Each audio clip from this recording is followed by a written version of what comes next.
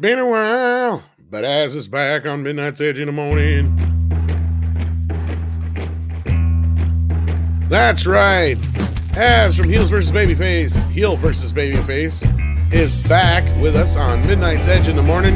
Good morning. Godzilla's been pushed back. Oh my gosh. The horror.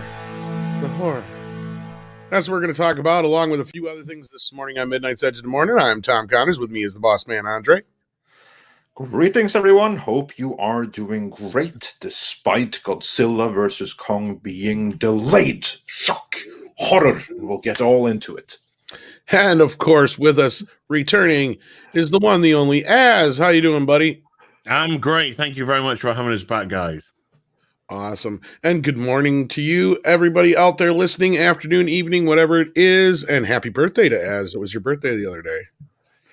Monday, yeah. Thank you. Yes, belated happy birthday.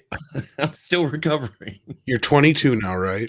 No, we're still 21. Get that 2 back to a 1, sir. I'm celebrating the 20-something anniversary of my 21st birthday. Gotcha. Okay. You're 21 with 2 years experience. Gotcha. Yeah. Awesome. Well, we're glad to have you here this morning. I hope you're doing well. Yes, I said to Andre before you joined the conversation, I said I've literally just woken up and had a shit, and that's basically all I've done today so far. I just haven't recovered from Monday. My sleeping pattern is all over the place. I've been exceedingly non-productive today, and I've got this stream, and then later on I've got my fully articulated with RMB. Yeah. So yeah, I'm back in the game. Awesome. Great that we could contribute towards waking you up for R&B. I need it. What's funny is it's not even morning where you're at, but you're just getting up. That's what's great about it. So you're fresh for the morning show. Yeah, fresh for the morning show in the evening in the UK. And yes, Eric O'Sullivan, he says he gets up at 4:45 in the morning and he caught me playing Cobra Kai. Yes, I was indeed. It's fun. Yeah, well, very cool. And it also looks like a nice return to the old proper 16-bit style of gaming. And that was real gaming. Yeah. As anyone know that I'm team Mega Drive through and through. So, yeah. And joining us is also Script Doctor. Greetings. Good morning. Good morning. Good afternoon. How are you all doing today? Well, we're pretty good. Az is especially good. I don't know if you heard what he's done so far today, but he's had a shit. They off to a great start. But, hey, that's important. A good movement in the morning, means your day's going to go well, hopefully. Yeah, just ask Amber Heard. I'm very regular when it comes to that. Wake up, body's just like, right, let's do it. Yeah, no, that's pretty helpful. It's like Richard Lewis in Robin Hood Men in Tights. His morning started off well. He had a good BM, And getting us started this morning, of course, we have many people joining us in the chat, which we are very grateful for. We have Max Mercer here. We have Thunderstorm here. We have Alavrian Imakara. And we have many more from all over the place. So everyone, represent. We're so happy to see you here. And Roger Haynes, he started us off with a super sticker. So thank you so much for that. And then we have a couple of questions before we get into the main topic, or actually the first of multiple main topics of today. I do have a special announcement before we get rolling, though. Oh, make it so. We do have a new shirt coming to the store soon. It should be up today. If not, by this afternoon or evening, it's the latest, hopefully. And that is the one, the only, not some kid, Amber Turd shirt. We're working on sheets. So, yeah. And so is she, evidently, so... Oh, yeah, evidently. So everyone, make sure to wear that whenever you're seeing something starring Amber Heard. I'll have the link as soon as it's ready. Hopefully this morning. If not, we'll be sure to put it out on Twitter this afternoon. But until then, we do have other shirts up there. As our lovely Wrench Natasha has shared the link there. You be sure to check it out if you would. But yes, you were saying, Andre, super chat. Yes, we have Sontar who says for $5 Canadian. Thank you so much. The 2015 Monsterverse leaks on 4chan have been accurate so far. So next is Destroy All Monsters. Here's hoping for more. Probably. Well, right? just remember that there was reshoots. That's all I want to remind everybody. But yeah, exactly. So it'll be fun to see what those are. And then we have Andrew Putko, who also says for $5. Thank you so much. What are your favorite Godzilla movies and why? Now let's get into that before we touch on the main topic. What's your favorite Godzilla movie and why is it so? Well, I'm old school when it comes to Godzilla. I've not gravitated to anything really within the last 30 years or so. Although the Bryan Cranston one, which needed much more Bryan Cranston, wasn't too bad. I was really enjoying it until they just killed him off in about 20 minutes, and I was like, "What?" That's literally my exact reaction to that. But the charisma and the personality of the whole film here, and then you've just left it with white bread and white. So I don't know. I can hear Az now watching that movie all of a sudden, just like 20 minutes in. What thought that was a good idea? Yeah, here's what? Because I was actually really enjoying it up to then. I thought there was a wonderful little arc developing with him, and the decision that his wife made in the past, and here's a so tip that was also. crazy to me. A tip to filmmakers: if you're going to make a movie, you start off with the worst actor, bring in the better actor, not the other way around. I'm just saying. It got very boring after that from a human perspective. Although I have to go right back to my kid because I was brought up on the Japanese Godzilla. That's what I used to watch as a kid. The person in the rubber suit running around, and also I was a big fan of Godzilla and Godzuki cartoon. I'm going right all the way back to Japanese TV and animation. Proper old school there. Gotcha. Script, what's your favorite Godzilla and why? Well, I'm like Az too. I like the older ones. My favorite one is 1974's Godzilla versus Mechagodzilla, because it was one of the first ones I saw, and I really liked robots, and I still like robots. And it was a charming film. I actually have realized I haven't seen it in about 6 years, so I should get back to watching that. But no, that was I liked those ones back in the day. They leaned into themselves as their own genre, so to speak, as monsters destroying cities, and you got to appreciate that. Very cool. How about you, Tom?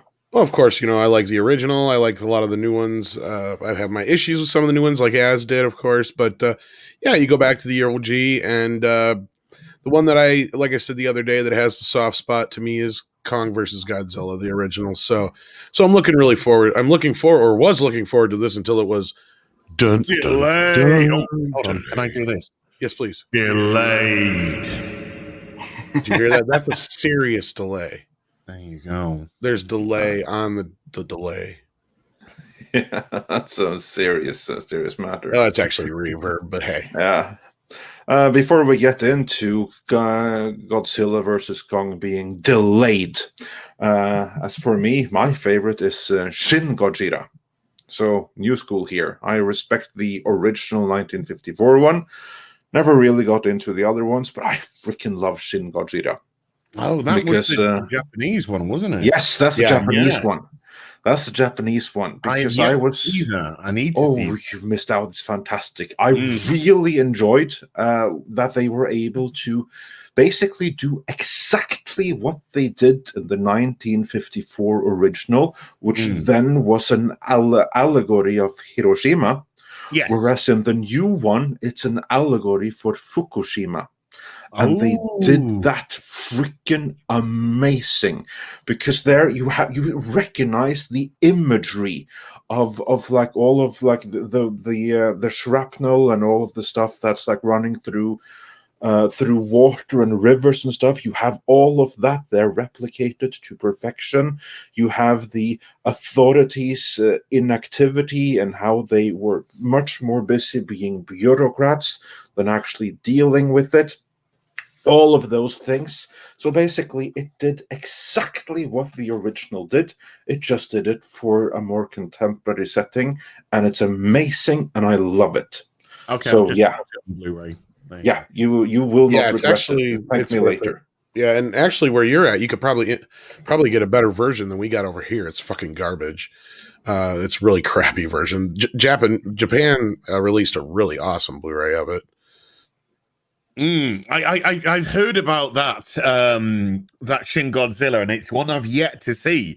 But I've only heard just positive things about it, and I do like it when they do mirror, because obviously Godzilla was a metaphor for out of control nuclear power, and Exactly. how do you contain nuclear power, and the ferocity behind it, and all it takes is something to go wrong in the mechanism, and it's unleashed. So you had this huge kind of metaphor for nuclear power, and then with Fukushima was an absolute. It was nuclear power combined with human negligence, and that is kind of like the thing here. That's Godzilla. He's just a force of nature. He just is. Then it's just a matter of how do you manage it. Yeah, the humorous part is like the one scene where they're actually having a meeting to schedule another meeting. Like that's the problem with the whole. Like you realize early on, like these guys are fucked. Yeah, that's like and that's like the fun thing, that the prime minister in that movie, he's like modeled after like the CEO of the Fukushima plant or something like that. Because that's, to me, that's like the best scene in the movie, as Tom describes, because there you have like they are like in an emergency meeting in this one room, and then one decides, you know what, this is a special thing. We need to have a cabinet meeting to address this situation. So then they leave the emergency meeting, and exactly the same freaking people, they reconvene in another room to have a formal cabinet meeting. And this is while Godzilla is like trashing the city. Like they're just, we need to have a meeting. Like the whole thing is a bunch of meetings and shit. They're just trying to decide what to do while Godzilla is just destroying everything. And at the same time, you also have like this thing where they're listening to so-called experts that don't know jack shit, and they take all the wrong lessons. And then you have like the press conference where he even goes a little bit off script, where he's like saying that I have been assured that there's absolutely no way that this Godzilla thing can leave the water. There's no way, his body cannot support the weight. And someone comes and whispers like, it's left the water. That's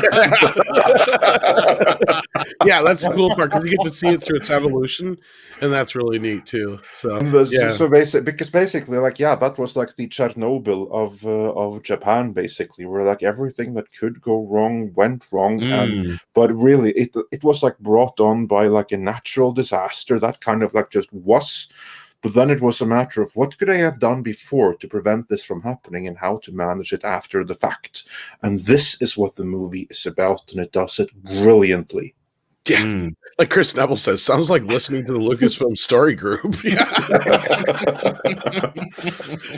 Yeah, we went a bit off road, but like that's a great film. And even though I think someone just pointed out it, the first film and that one are, I guess, technically not part of the MonsterVerse, they still count. Here it goes. Yeah, they still count in my book, because the first one should, because then the second one, it picks up right after that. And it's Godzilla's kid, I think, technically, in that one. Yeah, it's the second Godzilla. Yeah. And that's the one that you follow for the rest of like the called the Showa era. Is that the first one? Yeah, I believe so. That it's actually the second gorilla that you follow throughout, not the original one, because he was like taken down by the oxygen destroyer, if memory serves me right. Yep. Whereas they found, like in this one, they find like another hokey science way of doing it. Not an oxygen destroyer, but it's like another, like you just have to go with it basically. But it kind of like makes sense since you're dealing with radiation and stuff. So yeah. But anyway, really, really cool and some of the best Godzilla action ever caught on film. Like, I just get chills thinking of like the first time when he uses his atomic breath, and the way that was handled is freaking unbelievable. And I don't think that Godzilla has ever caused as much destruction as in that movie. Ooh. And we actually do have a Godzilla documentary on the. We do. So everyone, I'll put it. Actually, we do have it. If you go to the community page, I do believe that's the most recent community post. But I'll make sure to push it again. That's how much Andre does community posts, guys, because that's like over 2 years old, I think. No. I pushed it again, like a couple of weeks back. But yeah. Oh, that's right. That's right. When I told you to. Yeah. Yeah. Exactly. I'm like, trailer's out. Get it out. So yeah, but anyway, moving on from there, we still have a main topic. Yes, we before do. Then, Godzilla. Peter Hahn says for Thomas McDonald's fry cravings, hope not cold. One time I had cold fries. I actually am not a McDonald's fan. I actually hate McDonald's. But Peter Hahn is remembering the one time I got cold fucking fries and I bitched about it the whole show. Like fucking like the hell is this shit? No, anyway.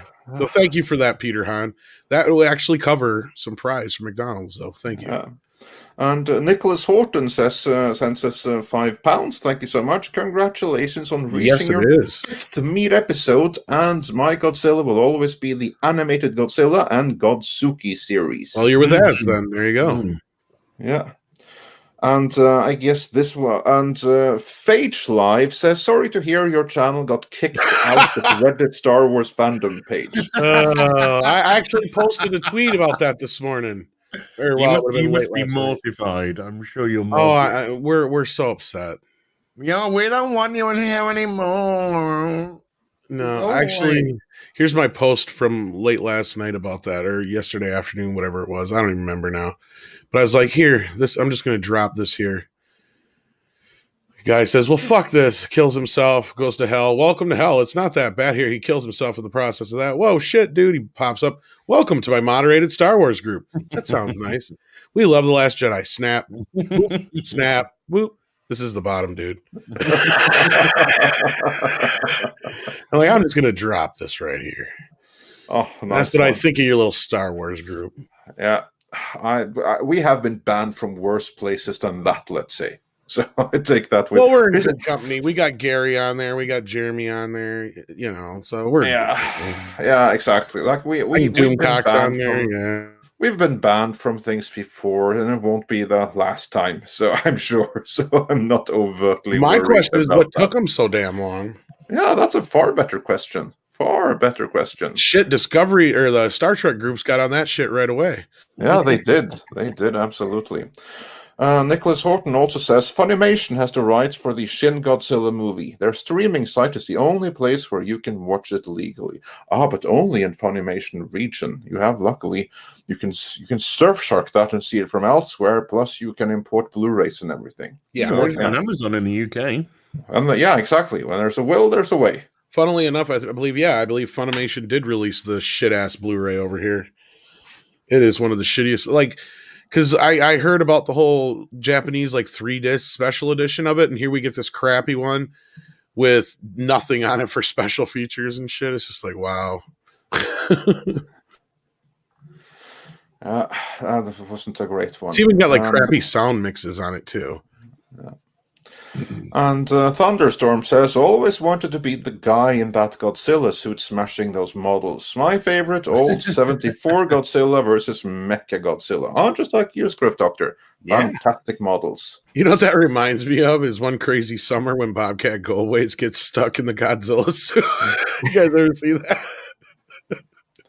I suppose not. I'm the only one here, probably. Yeah, I've never seen anything like that. My God. You never seen One Crazy Summer? Oh, my gosh. No, I never. Anybody see Better Off Dead at least? Nope. No? Script even? Oh, yeah. Oh, wow. Have you seen One Crazy Summer, though? Maybe? It's kind of the sequel to it, but not really. It's got almost the same cast, same director, but it's a different story. But oh gosh, if you haven't, One Crazy Summer is hilarious. Yeah, I like the one with the horse though. That was awesome. The one with the horse. Yeah, with Bobcat Goldthwait and the horse. Hot to Trot. Yeah. Yeah, that's the one. Yeah, with John Candy doing the voice. Yeah, that's considered one of the worst movies of all time, but it's awesome. I love it. It's awesome. And the people who says that's one of the worst, they have no taste and they've seen very few things. Must have. I can't imagine otherwise.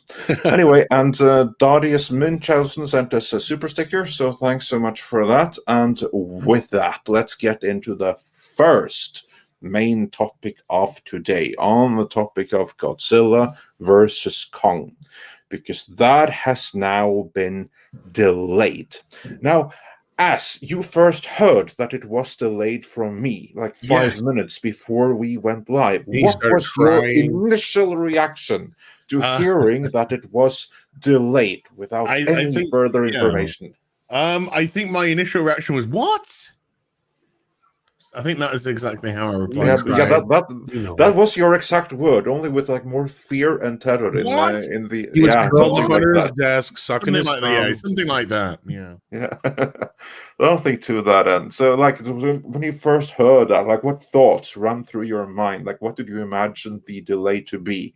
Oh well, because they'd made such a not a hoo-ha, but because they'd made such a thing of saying, "Hey, great news!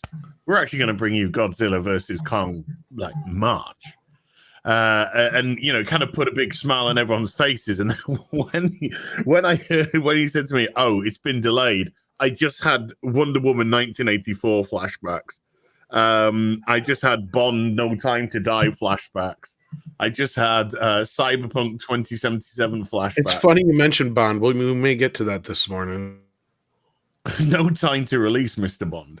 And now they've got to find time to reshoot Mr. Bond. But anyway, sorry, Ass. I just had this this thought of perpetual delays. We're going to push it back till May, and then May would come, and we're going to push it back till July. And I thought we're going to start this cascading chain again. So yeah, I was fearful when I hear the word delayed against a movie.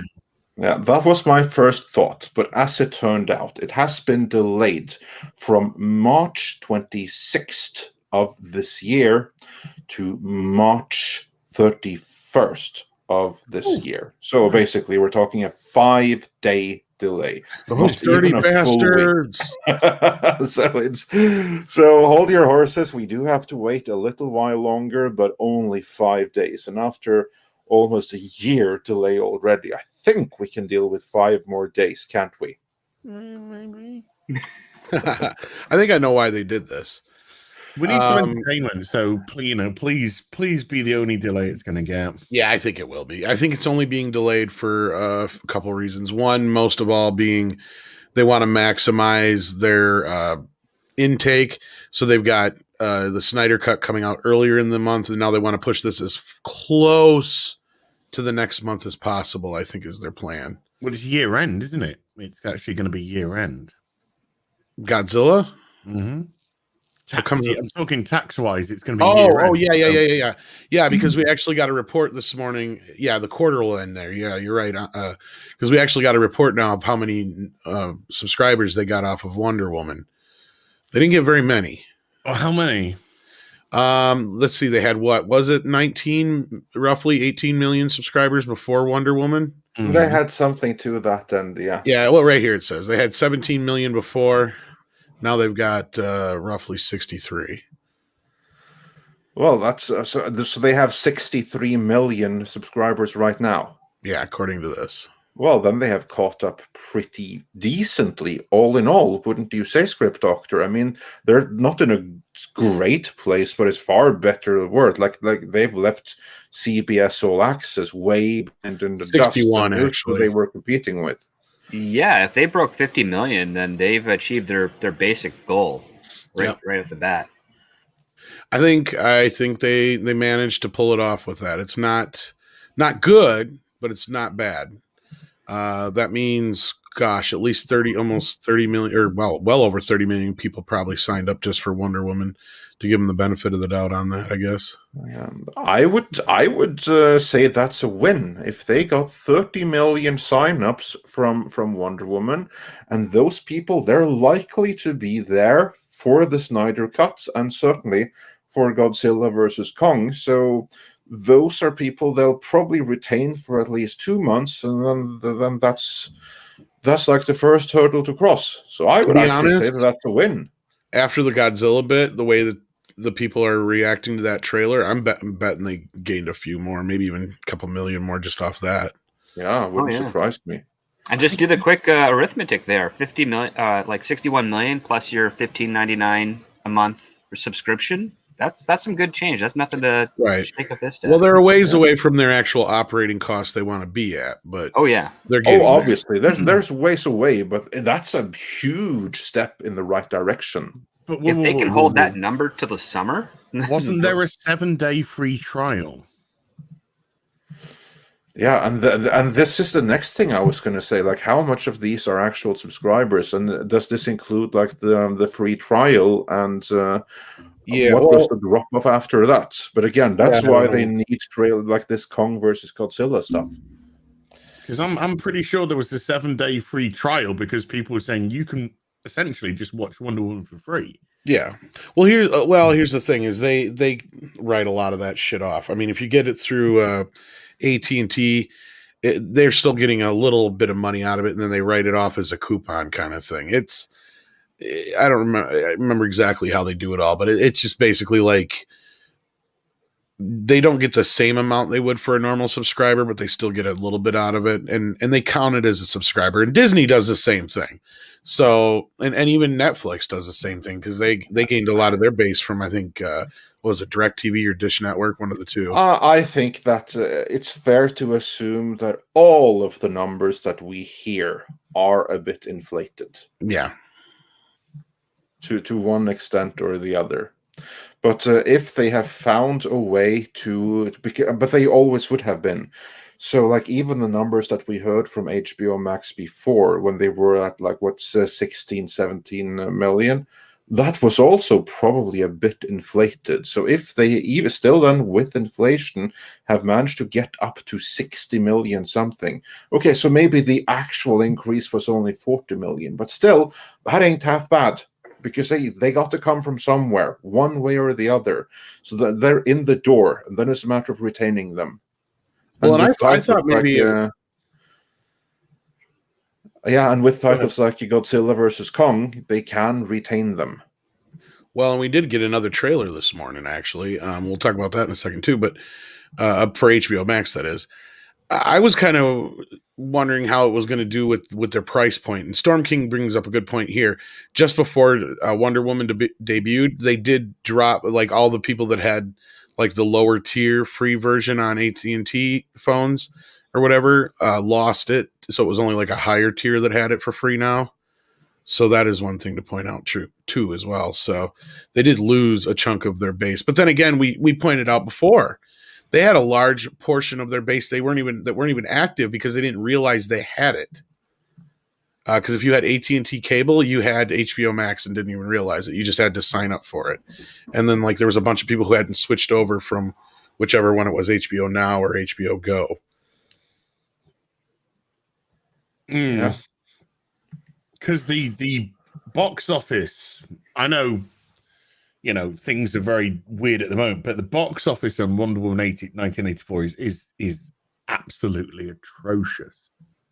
Oh, of course. But again, the box office was never actually meant to earn any money. That's only there for contractual commitments. And there was no universe in which it was going to do good either. Of course, it did bad even for the period. So in this sense, they kind of lucked out. Because if they had released it under normal circumstances, I think that movie would have freaking bombed. Yes. That's my opinion. Yes. I don't know if it would have bombed, but I bet it would have. Not in its opening weekend. Yeah. Yeah, it would have done great in its opening weekend, and then it would have pulled the Batman v Superman in its second week. The end result being it would have bombed because it could just dream of that $1 billion that was like the success threshold. It wouldn't get anywhere close to that. It just wouldn't. Like, that option wasn't on the table. Well, and I know we're all excited for Godzilla versus Kong, but we did get a trailer this morning that had a few more films in it. that we've talked about a little bit, but we haven't gotten much looks at, like mainly Dune and a couple others like Space Jam 2 and what else was in that trailer? Oh, Mortal Kombat. That's the other one I was trying to think. Oh yeah, because to be clear now, the trailer you are referring to, that's not a trailer for Godzilla vs. Kong specifically, but for all the movies that are going to be released day and date on HBO Max and theaters, namely the rest of their 2021 slate.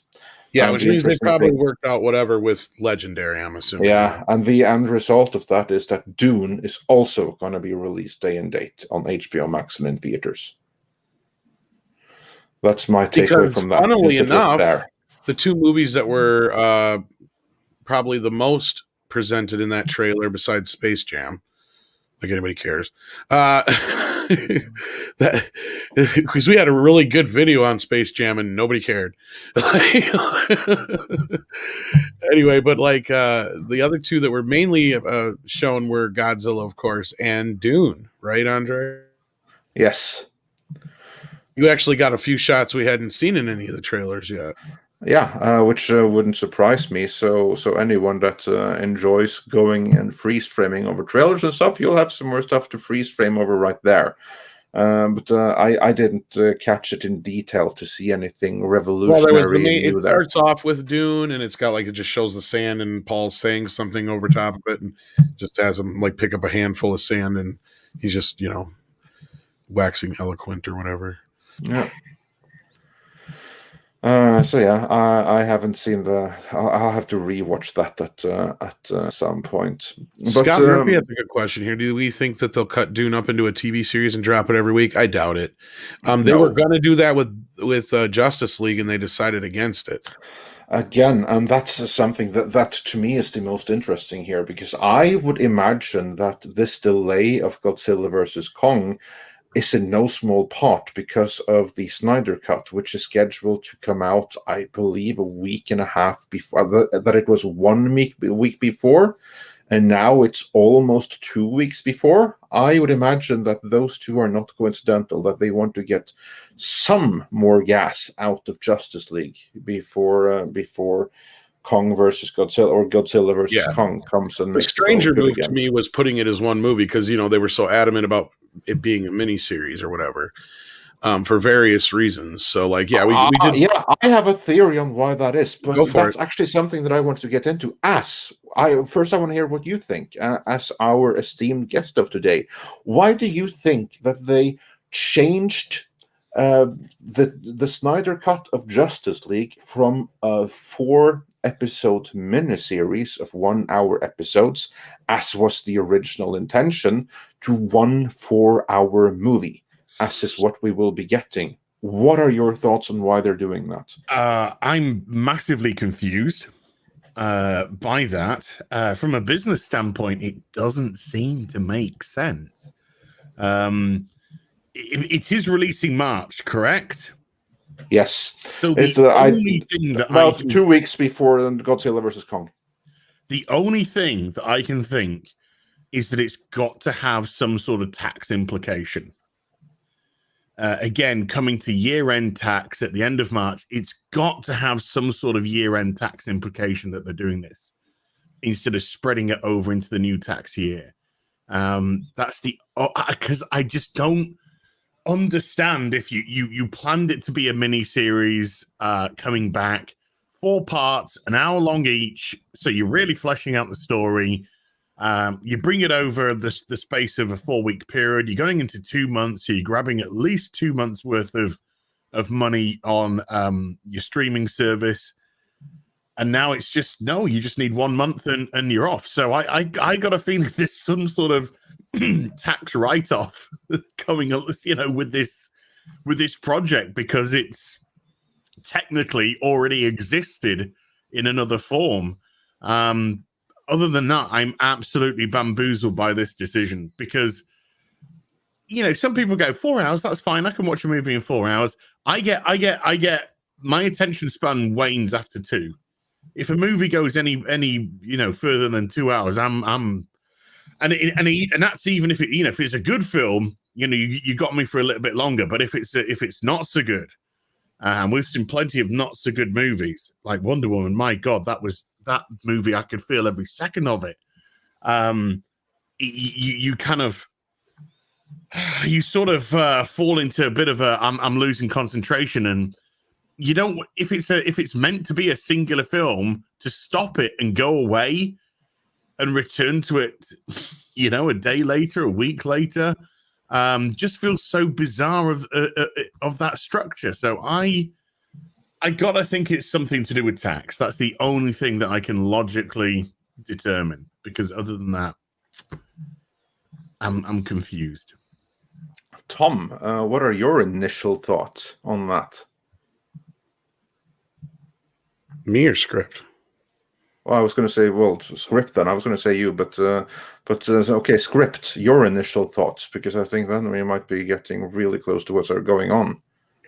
Well, I'm inclined to agree a little bit with Az with regards to the tax season. I think that it's something, if their end of year tax is March and not June, as some of the other companies have, then yeah, they would probably want to make sure that they get all that out and recorded before the end of that year. But at the same time, you've still got 8 weeks until that ends. So you could technically release it weekly by an hour basis from starting the end of February to right before Godzilla comes out. Exactly. So you could just move it up and problem would be solved. Move it up by 2 weeks and you're there. Then you still have the whole thing released and done with by the end of March. Exactly. Now, the only reason I would probably say that they want it as 4 hours is either there's a significant fan request for it to be in the original form intended that Zack Snyder requested, which to my recollection technically would have been 2 parts, part 1 and part 2, that were approximately like 2.5 hours each. Or they want to drop it off in one go because they just kind of want to get it out as quickly as possible and maybe either forget about it or just test the waters to see how it works, because there might be some reservations with regards to the end quality of the film, not so much on the special effects side, but on the entertainment value. Yeah, I think Andre and I probably will have the same take on this. Yeah. I think we're both pretty much in agreement what's going on here. Because Andre's right. They could have moved this around. They didn't have to.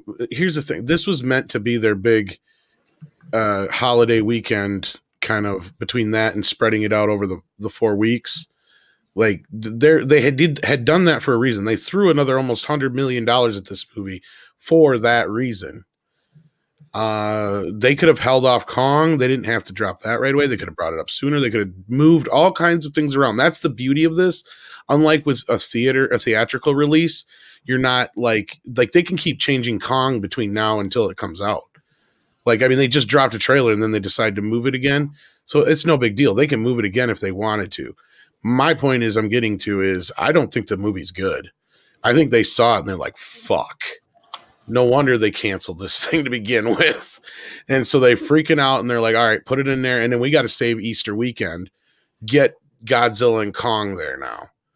That's the idea, I believe, what happened. Go ahead, Andre. Yeah, no, I agree. I think what happened is that they have now seen the final product and they've decided that, again, I don't know this. I haven't heard this from anyone. This is simply my observation of them having announced this as a 4 episode thing, their response to The Mandalorian, and now they've suddenly changed that. And then they've shifted the release calendar so that Godzilla vs. Kong is going to come out instantly after and everything. I think it's because they suspect that this isn't going to be a Mandalorian. That people are going to see, or were going to see, the first episode. They would hate it, they would ridicule it, and then the other 3 episodes would be utterly dead. And from there, I also think that they decided, okay, you know what? We blew tens and tens of millions of dollars on this, so now let's just cut our losses. We're going to put the whole thing out in one go. We're going to have one really bad news cycle of us being ridiculed for having done this and everything in the media. But then we have Godzilla versus Kong coming just a week, 2 weeks afterwards. And then the news cycle is going to be filled with that. And then it'll all be good again. And we need never talk about the Snyder Cut anymore. Yeah. That's my thoughts. There's also the aspect that perhaps Zack Snyder failed to cut the project in such a way where it dangles the carrot and makes you want to come back for the next week. Well, I think that could be it too. Like, how are you supposed to, like, a story that was intended to be one long narrative, how do you break that up evenly so that it ends on a cliffhanger that make you want to come back the next week? I don't think he was able to achieve that. Not to say, well, mainly because, in my opinion, I don't think Zack Snyder's the greatest of filmmakers. I think he's good with special effects and action, but overall narrative, if he doesn't have a comic book to draw from, he's not really all that reliable. I mean, yeah, like I hope the movie's good. I hope the fans get what they want out of it. And I see a lot of people bringing up Ray Fisher in the chat, and I don't think that has anything to do with it. I mean, you could be right, but I honestly think that Warner could give a shit less. They can recast Ray Fisher tomorrow. They don't care. That's the least of their worries with it. They spent $70 million on this thing. I don't think Ray Fisher's helped any of the advertising by any stretch of the imagination. Oh no, definitely not. And there's a lot of people in that community that are talking about it because you have a situation where it's kind of divided that community now. You've got people who support Ray Fisher and you got people who don't. And the people who don't are going as far as to say now that they're not going to support the Snyder Cut. So now you have this whole thing that was built on fan support kind of crumbling under the idea that, Ray Fisher had to go out and be Cyborg, and again, I don't think that is really disrupting things as they want to, because honestly, they can write him out. They've already written him out of the Flash movie, as far as I know. They simply retire the character. You never bring him out again. Most of his main story is basically in Justice League anyway, so who gives a shit after that? They've decided that Cyborg's going to go back to the Titans. Yeah, basically. Good. No, I don't think that's. I think that's the least of their problems, because if trust me, if this thing was if they thought this thing was going to be a hit and they could move forward and they weren't going to have any issues with other than that, they could care less. They would just recast him or not even have him be a part of it, because Cyborg is like one of the least of their issues of things to worry about. Like, nobody was clamoring for a Cyborg movie, and I think that's why Cyborg is crying to begin with. He lost his movie. He got stuck working with a director he didn't like, who didn't listen to all his ideas and make Cyborg the center of attention in the movie as much as he was originally supposed to be. So yeah, I think all of those things go in, and I hope to be wrong, because I want the movie to be good. I want to like it, but I think probably it's going to be kind of like Batman v Superman, the director's version of that. If you like that, you like the director's version of Justice League. If you didn't, it's not going to be for you.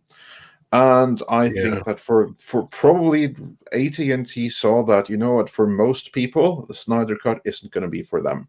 Yeah, I think they realized it. I think they watched it and they had the same reaction that Warner had after they saw the assembly cut 3-4 years ago or whatever it was.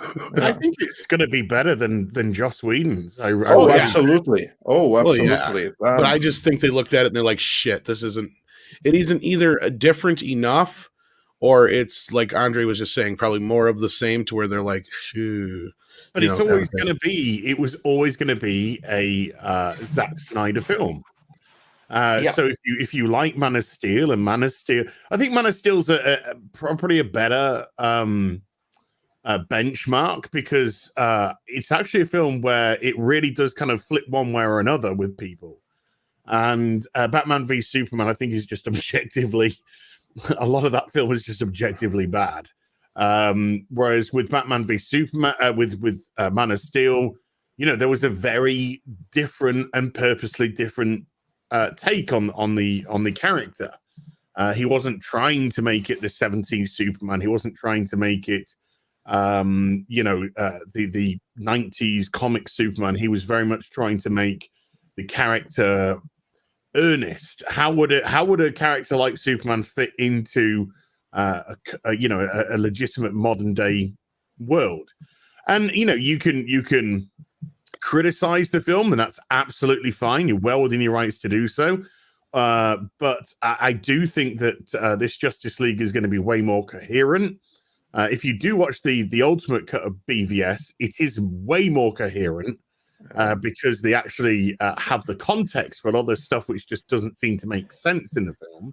But the whole Zod Doomsday nonsense is absolute trash, because you can't have Batman v Superman plus Death as Superman in the same goddamn film. They're completely different story arcs. They're completely different tonal story arcs.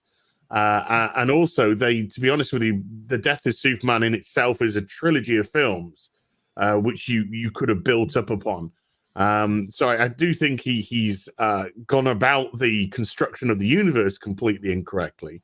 But I do think this Justice League will be a much more coherent film, but it is going to be a Zack Snyder film, and you are going to get your Man of Steel, your BVS-esque Zack Snyder. That part won't change. Yeah, unfortunately, and I hated Man of Steel. And that will make it a kind of a fundamental misunderstanding of the core concept of the character, because why would you kill Superman when he hasn't even become Superman to the world yet? He had one big fight in Metropolis.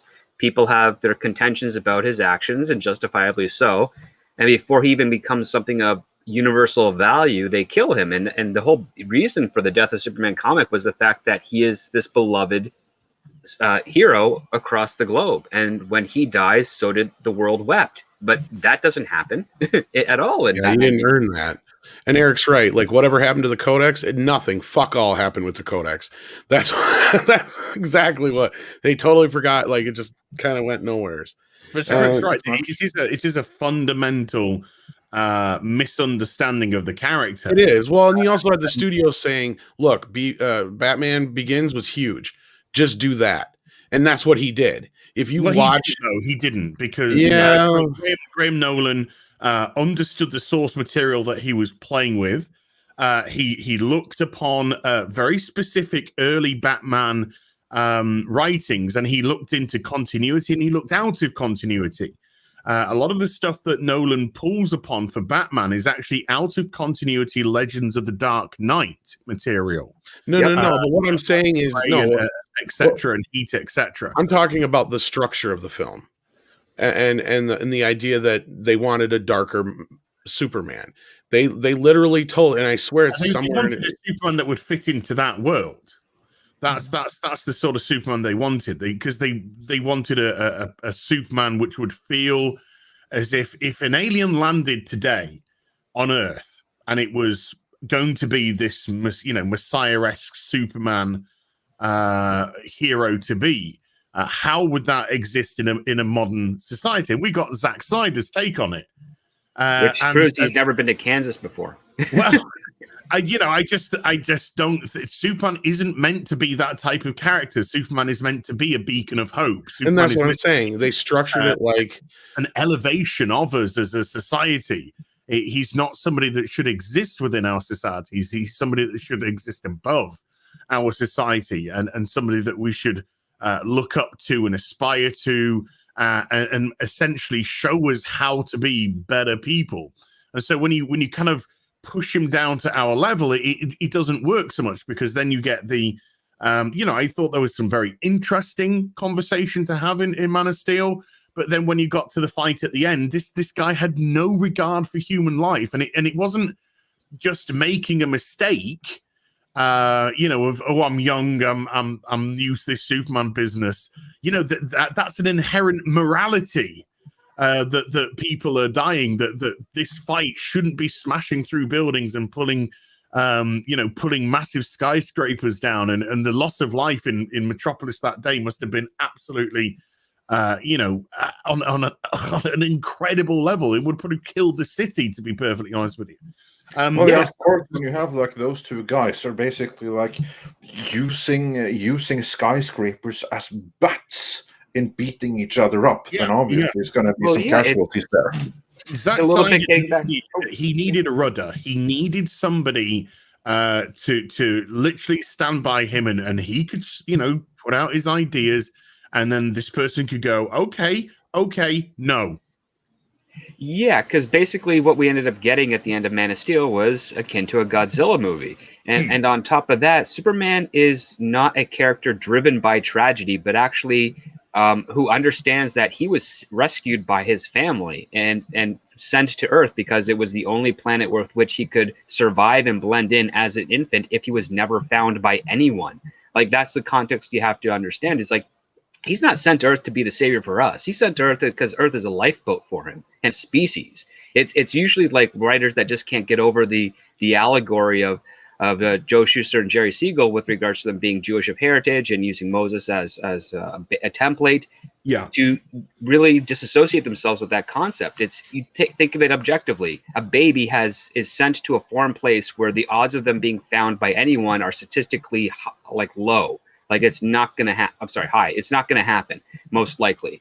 So what are you going to do? You're going to put him to a place where the child is essentially immortal, can't be harmed by anything on this planet. So it at least has a chance to grow up. It may have no education, may not have any language, may just be wandering around naked for decades, but it will be alive.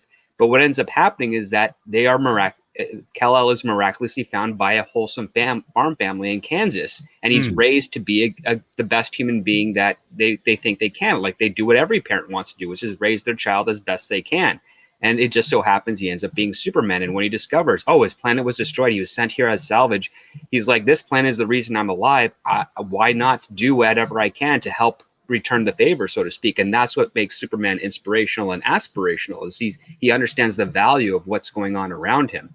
And when you take that away, when you make him a person who's like regretful, like, my planet blew up and there's a meteor shower that hit Earth or something of that nature, and it's all my fault. It's like, no, that's not what a person who survives would think of.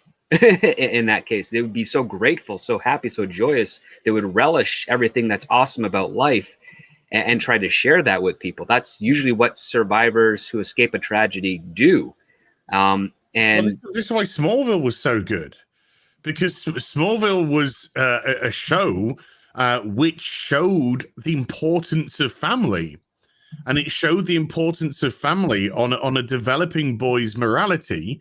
And there are some great moments in Smallville where Clark is making what we would call very human decisions.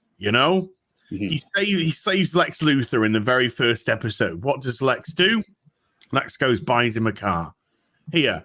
And then, he's really happy. I'm like, oh my God, I've got this car, this wonderful, brand new, beautiful top of the range, van that Lex has got me. And his dad's just like, is this how you're going to be with your powers?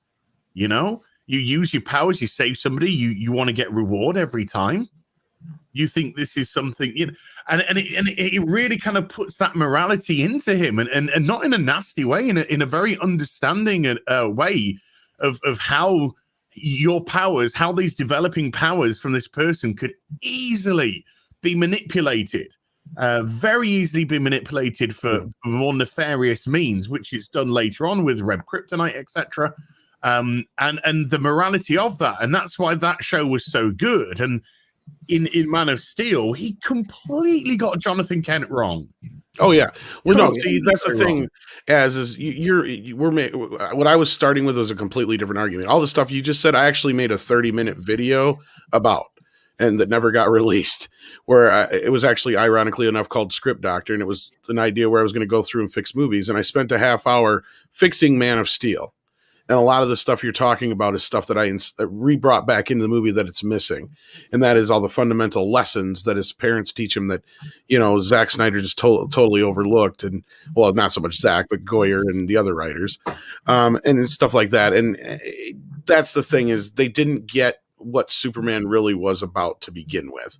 And Script made a great point before, too. The whole argument of, it's his first day on the job thing really is kind of a stupid argument. Because he's fucking Superman. Superman is Superman. Like it's just that's what makes him Superman. That's what makes him Superman, is that he's already there. He spent his life getting to that point before he even puts on the costume. Even to your point, as I understand. I mean, I'm not a fan of Smallville. I think it has a lot of the foundations of what we hate about current CW shows today. But that speech that Jonathan Kent gives to Clark about the truck. He talks about the businesses that were usurped and destroyed by the Luthor family, where that money came from that bought that truck. That's where he doesn't just say, is it going to be an exchange of goods and services for your saving people? It's like, no, it's more than that. It's where did the money that this person got his wealth come from? It's going back to the sources. Like, you have to look at the morality of overall. It's not enough for that. Like, if it's one thing for someone to bake you some muffins for saving the cat from the tree, because that's something that they did. That's not something that came at the cost of anyone else's life to benefit the individual. Kind of like the story that Jonathan tells in BBS, which should have been in Man of Steel in that little flashback scene on top of the mountain. Yeah, like what a waste of Kevin Costner. Sorry, I just hit the soundboard by mistake. That wasn't actually. I didn't know if you said something or what that was. Yeah, that wasn't meant to be some deep revelation which I was adding to the conversation. No, I hit the soundboard by mistake. But no, like that's the thing is like in my version that I script doctored, I put that scene in Man of Steel. I'm like, that needs to be in Man of Steel. Like there's like a few fundamental lessons that Superman has to learn that they keep hitting home the same damn lesson in the first film over and over and over on the head. And it's like, we get it, Pa Kent. He's not supposed to go show off. We get it. You know, like what about also the lesson that he can't save everyone? It's done well in the gone. Lost. It's done poorly in Man of Steel, but Lois and Clark, the television show of the 90s, does it also incredibly well, and it's done through a speech that where Lois tells Clark, like it's not it doesn't matter that he's not there to save everyone. It matters that he's able to save someone, and that's why Superman is Superman. Yeah. But this is why. I mean, I personally wouldn't let David Esquire near anything. But oh God, no. This is why there had to be. I mean, when was Superman and Man of Steel? It was 2012? 13, I think. 2013. I mean, I personally would have, said, "Hey, Zach, you need to talk to." You need to talk to Dan Jurgens. That's who you need to talk to, and they got Dan Jurgens on board there, and gave Dan the power to sort of keep Zack Snyder in check. Because if there's one person on the planet right now that understands Superman the most, it's him, and he's known Superman inside and out for 30 plus years now. And even in his time away from the Superman comic, when they brought him back for the recent rebirth of the DC line, he just came back and absolutely nailed Superman again. These are the people that you need to be bringing on board when you're talking about a character like Superman. You need to talk to people that fundamentally understand the character inside and out, and listen to them. Listen to them. It's all well and good having your own interpretation inside and out. Yeah, and give him the trunks back. When he wears a onesie, it looks ridiculous. I think Superman works better with pants. I think Batman works better with pants. I mean, as far as the costume goes, that was like the least of my art. Just from a superficial level, I'm just responding to Script Doctor. But no, I don't think he works well as just this blue outfit. I like the red breaking it up. Yeah, the red breaking up, and the same with Superman. The contrast helps. Costume was so good, and it was 9 out of 10. If he had put the black pants on, it would have been a 10 out of 10 costume. That. Well, not only that, I mean, you can conceal a fly on those pants when you throw in the underwear over top, because at least it makes it easier to go to the washroom in a pinch. Yeah. So right. Well, not only that, they're forgetting that the original costume for Superman is paying homage to the Mexican wrestlers and stuff, which that's what they did. They wore the strong men as well. Yeah, and the strong men. Let's not forget about that. Yeah. Because they had like the underwear on top of the so like it's almost, so it's part of the thing. And the thing with Superman is, yes, you can update him to a point, you can change him a little bit, you can give him issues and problems, but he's Superman. As far as his morals and all these things, those things are set in stone by his parents early on. And by the time we see him as an adult, he is supposed to have these things kind of figured out. Like, to have him meandering through Man of Steel like Emo Man is just such a fucking... And I love it because of the same people who loves Man of Steel will sit there and bitch about Superman Returns. And it's like, that's all he fucking did in Superman Returns is mope around. What the fuck? It's like, what's wrong with that movie then? But no, like, I know they're two different films, but like, that's the thing is you have this Man of Steel thing and it's not Superman. I don't care. And then the same thing, like you said, Script. By the time we get to BBS, it's not earned by the time we kill him. and you don't even earn the type of reactions that we're getting out of certain characters because we have not had enough time with this character yet, and the fundamental things that need to be set up are not there. And it just, and when I'm not even talking about the dourness of the film itself, I mean, because you can still tell a more grounded, down to earth Superman film, and I've got no issues with that. But that was the problem with this: is you start off a film that's so like grounded, and then by the end, like you guys said, they're literally basically using buildings as baseball bats and shit. It's like, okay, you can't go from one extreme to the other like this.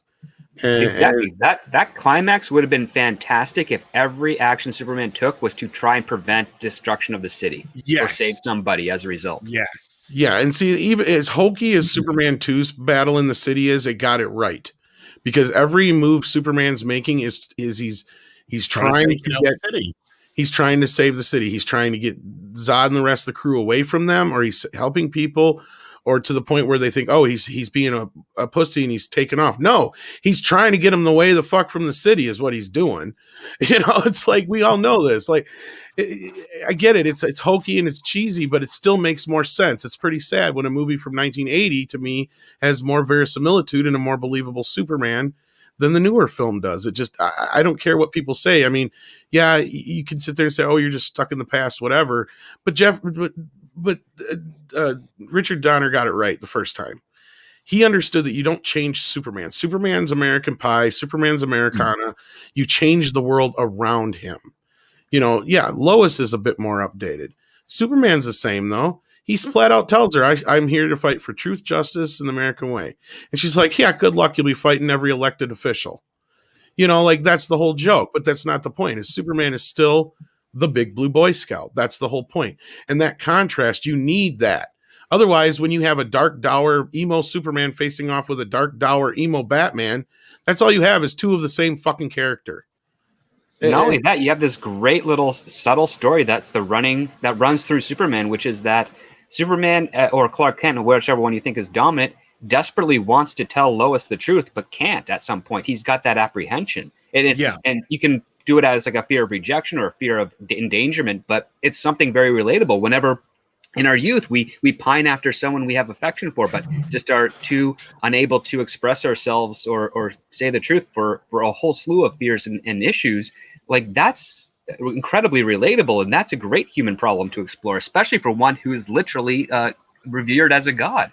Yeah, and I have no issue with him killing. A lot of people think that's my problem with it too. It's like, no, my problem is he waited till the fucking Brady Bunch was in jeopardy, then he decides to kill.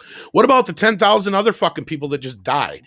It's like, I mean, but I mean, there were themes in that film which could have been explored much better and weren't.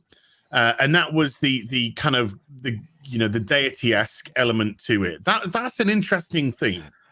That's something interesting to discuss in modern day, in a very nihilistic world, when a messianic figure suddenly reveals themselves to the world. That was something to be explored by to me. That was something. I have to say one thing about that in Man of Steel, because everyone's saying that messianic figure, but here's like the thing that to me is much more interesting.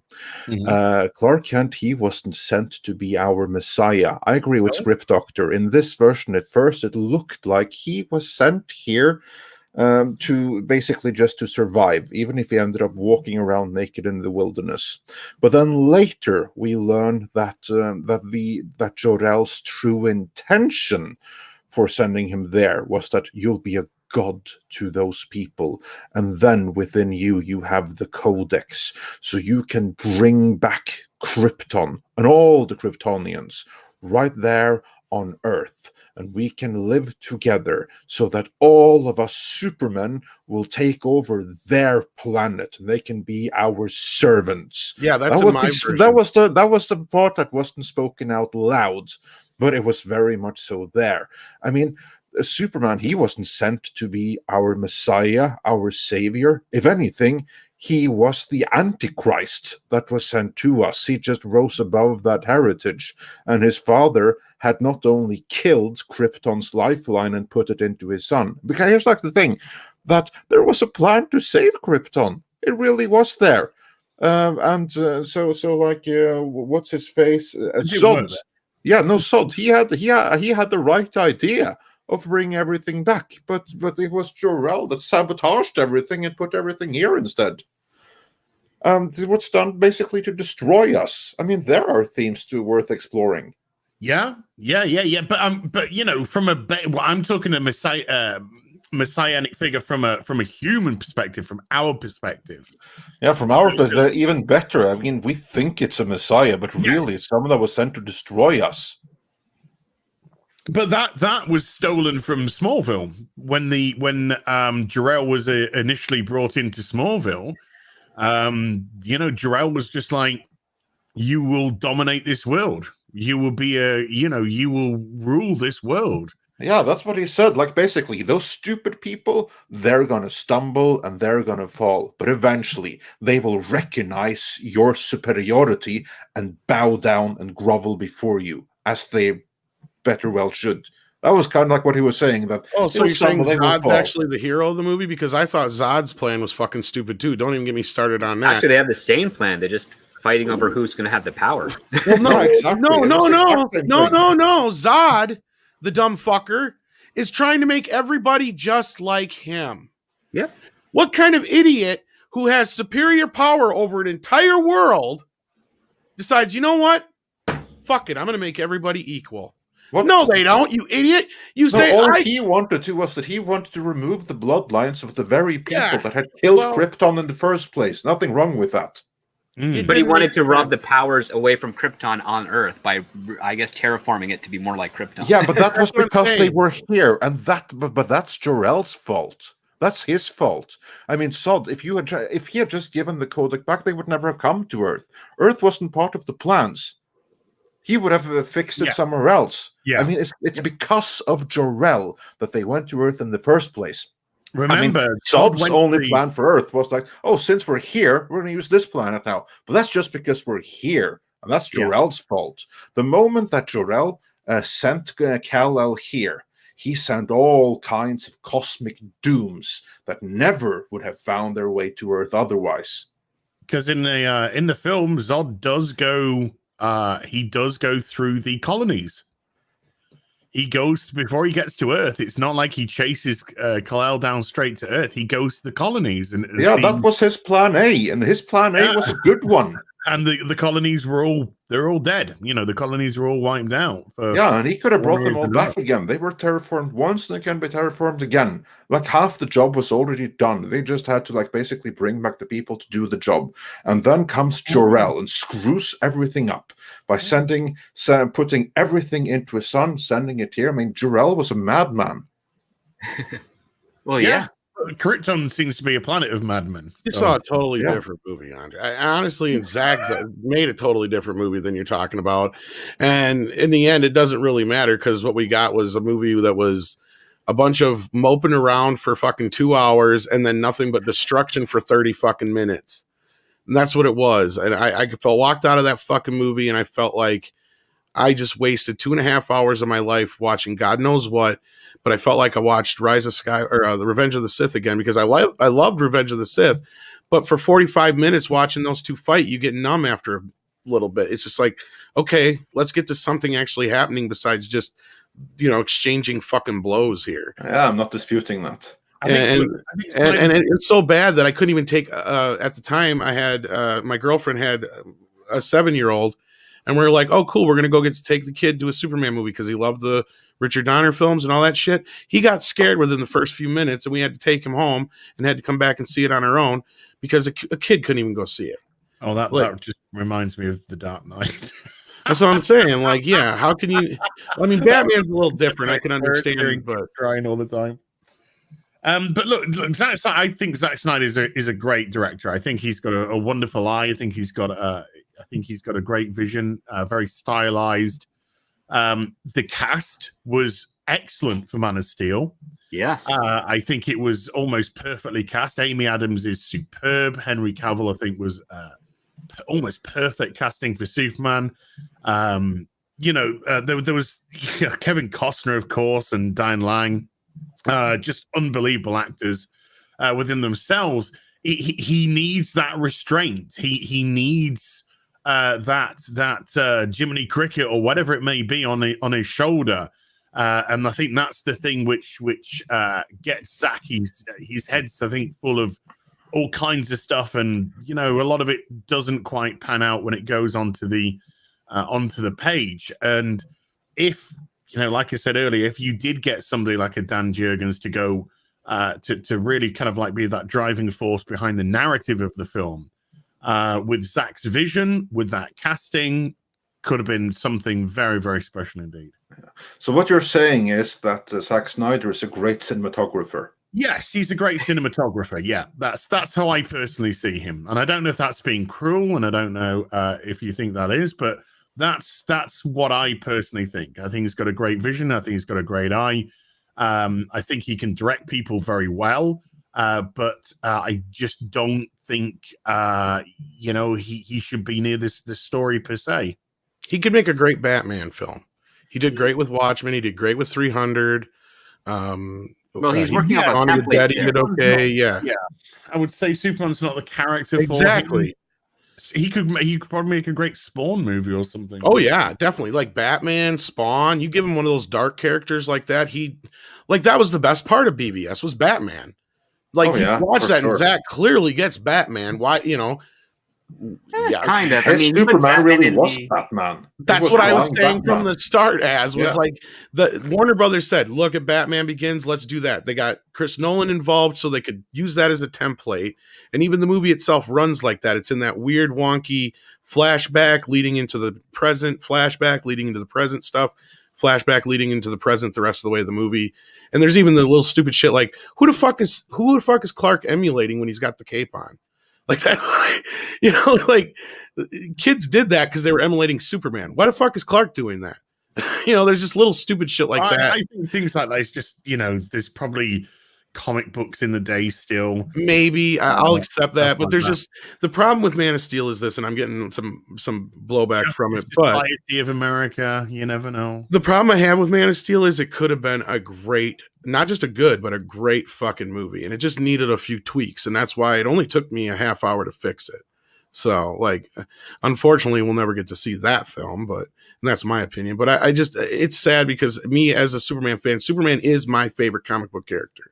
And to me, in that film, it's just not Superman. It doesn't capture anything about Superman. Well, so let me ask you a question then. And I'm talking you as in the panel. Superman film gets made today. Who directs? You need somebody who probably like I know actually Joe Johnston probably would be a good one. He did great with Captain America. Sam Raimi could do a good job because he would probably fundamentally understand the character since he did a great job with Spider-Man. He gets it. Jon Favreau would be pretty Jon good. Favreau would be a good choice. There's a few I could probably think of. I'm trying to think of.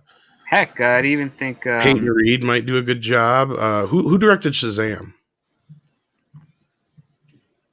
I don't remember. I'm trying because they had whoever did that did a good job with that. They had fun with that, and that's not a very well known character. So they had David Sandberg. David Sandberg. Okay, so there's any number of people you could probably go. Even the guy who did Spider-Man. What's his name? Mark Webb.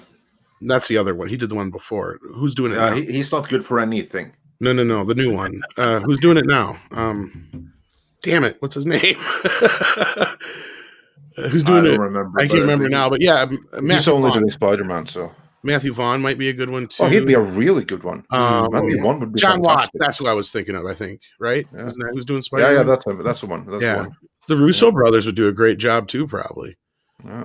But Joe Johnston would probably be my first go-to because he really did such an excellent job with Captain America. That'd be my first one I'd talk to. I always said Ryan Johnson myself, but okay. Ryan Johnson, well, if you want. No. Yeah. Well, the one we're getting is J.J. Abrams. So. This is pretty damn. Look, I'll tell you this, and I know people hate it when I say it. Man of Steel is pretty close to what you get with Rian Johnson making a Superman movie, because he pretty much makes a lot of the same mistakes with Superman that Rian Johnson did with Luke. I know people don't want to admit it, but it's true. But anyway, moving on. There's a case there, yeah. Yeah. Moving on, we have a couple of super chats, and then we're going to get into the next topic. Because I think we all agree that the Snyder Cut has its role in the 5-day delay for Godzilla versus Kong, which is how we really started on this whole Superman side. I will give Man of Steel this. It doesn't have any giant spiders in it. You're right, Fezman. No, it does. It does. Yes, it does. Oh, it does have giant spiders. Does. Never mind. It totally does. It even has a gay robot and a polar bear. That's right. It does. A John Peters' wet dream. Yeah, John Peters got his way. I forgot about the spiders. Has all of that. Heck, they even gave Henry Cavill to make himself look like he had the eyes of a killer, just like Peters wanted. Yeah, you see there. So he got Street Fighter. He got everything needed. So yeah, you know that movie worked, right? It only worked because of that scene with the swords, right? Because that's real. That's from the streets.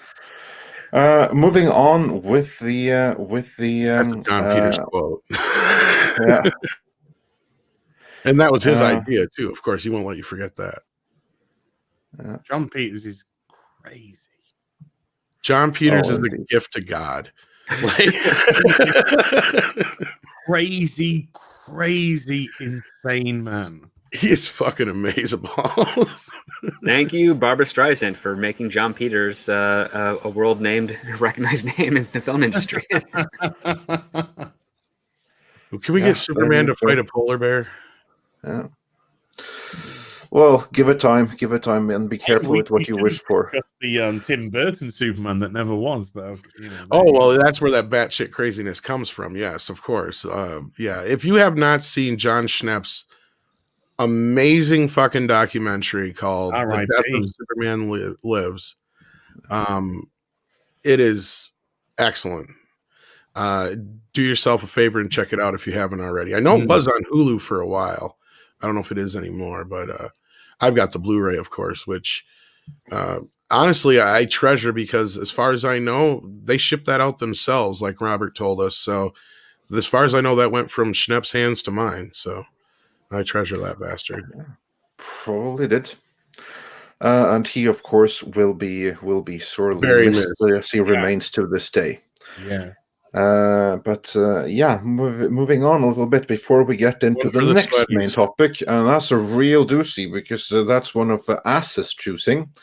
Mexican Iron Man says, "Happy birthday, Ass, and to Mr. Gamer Pro Tom. How the heck are you already up? Hashtag Midnight's Edge Gaming." I am not a gamer pro, but thank you. I am enjoying Cobra Kai, though. I am having some fun with it. And sent us a 99-cent diamond super sticker, so thanks for that. And Kasperius sent us a $2 super chat with no further comment other than a dollar bill, so thanks so much for that. And John Apocalypse says, "Need another beat 'em up. Check out Fight and Rage." There's a tip for you, Tom. Probably, I'm assuming, like Streets of Rage. That's kind of what this Cobra Kai game is. It's like Streets of Rage, basically. Double Dragon kind of stuff.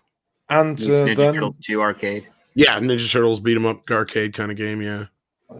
And then we had Mr. Tickle Trunk, who sent us a cute little puppy super sticker, and then he clarifies in a super chat, "This is a doggy, Andre, a doggy." Japanese so doggy. He sent us a doggy super sticker. It's very, very important.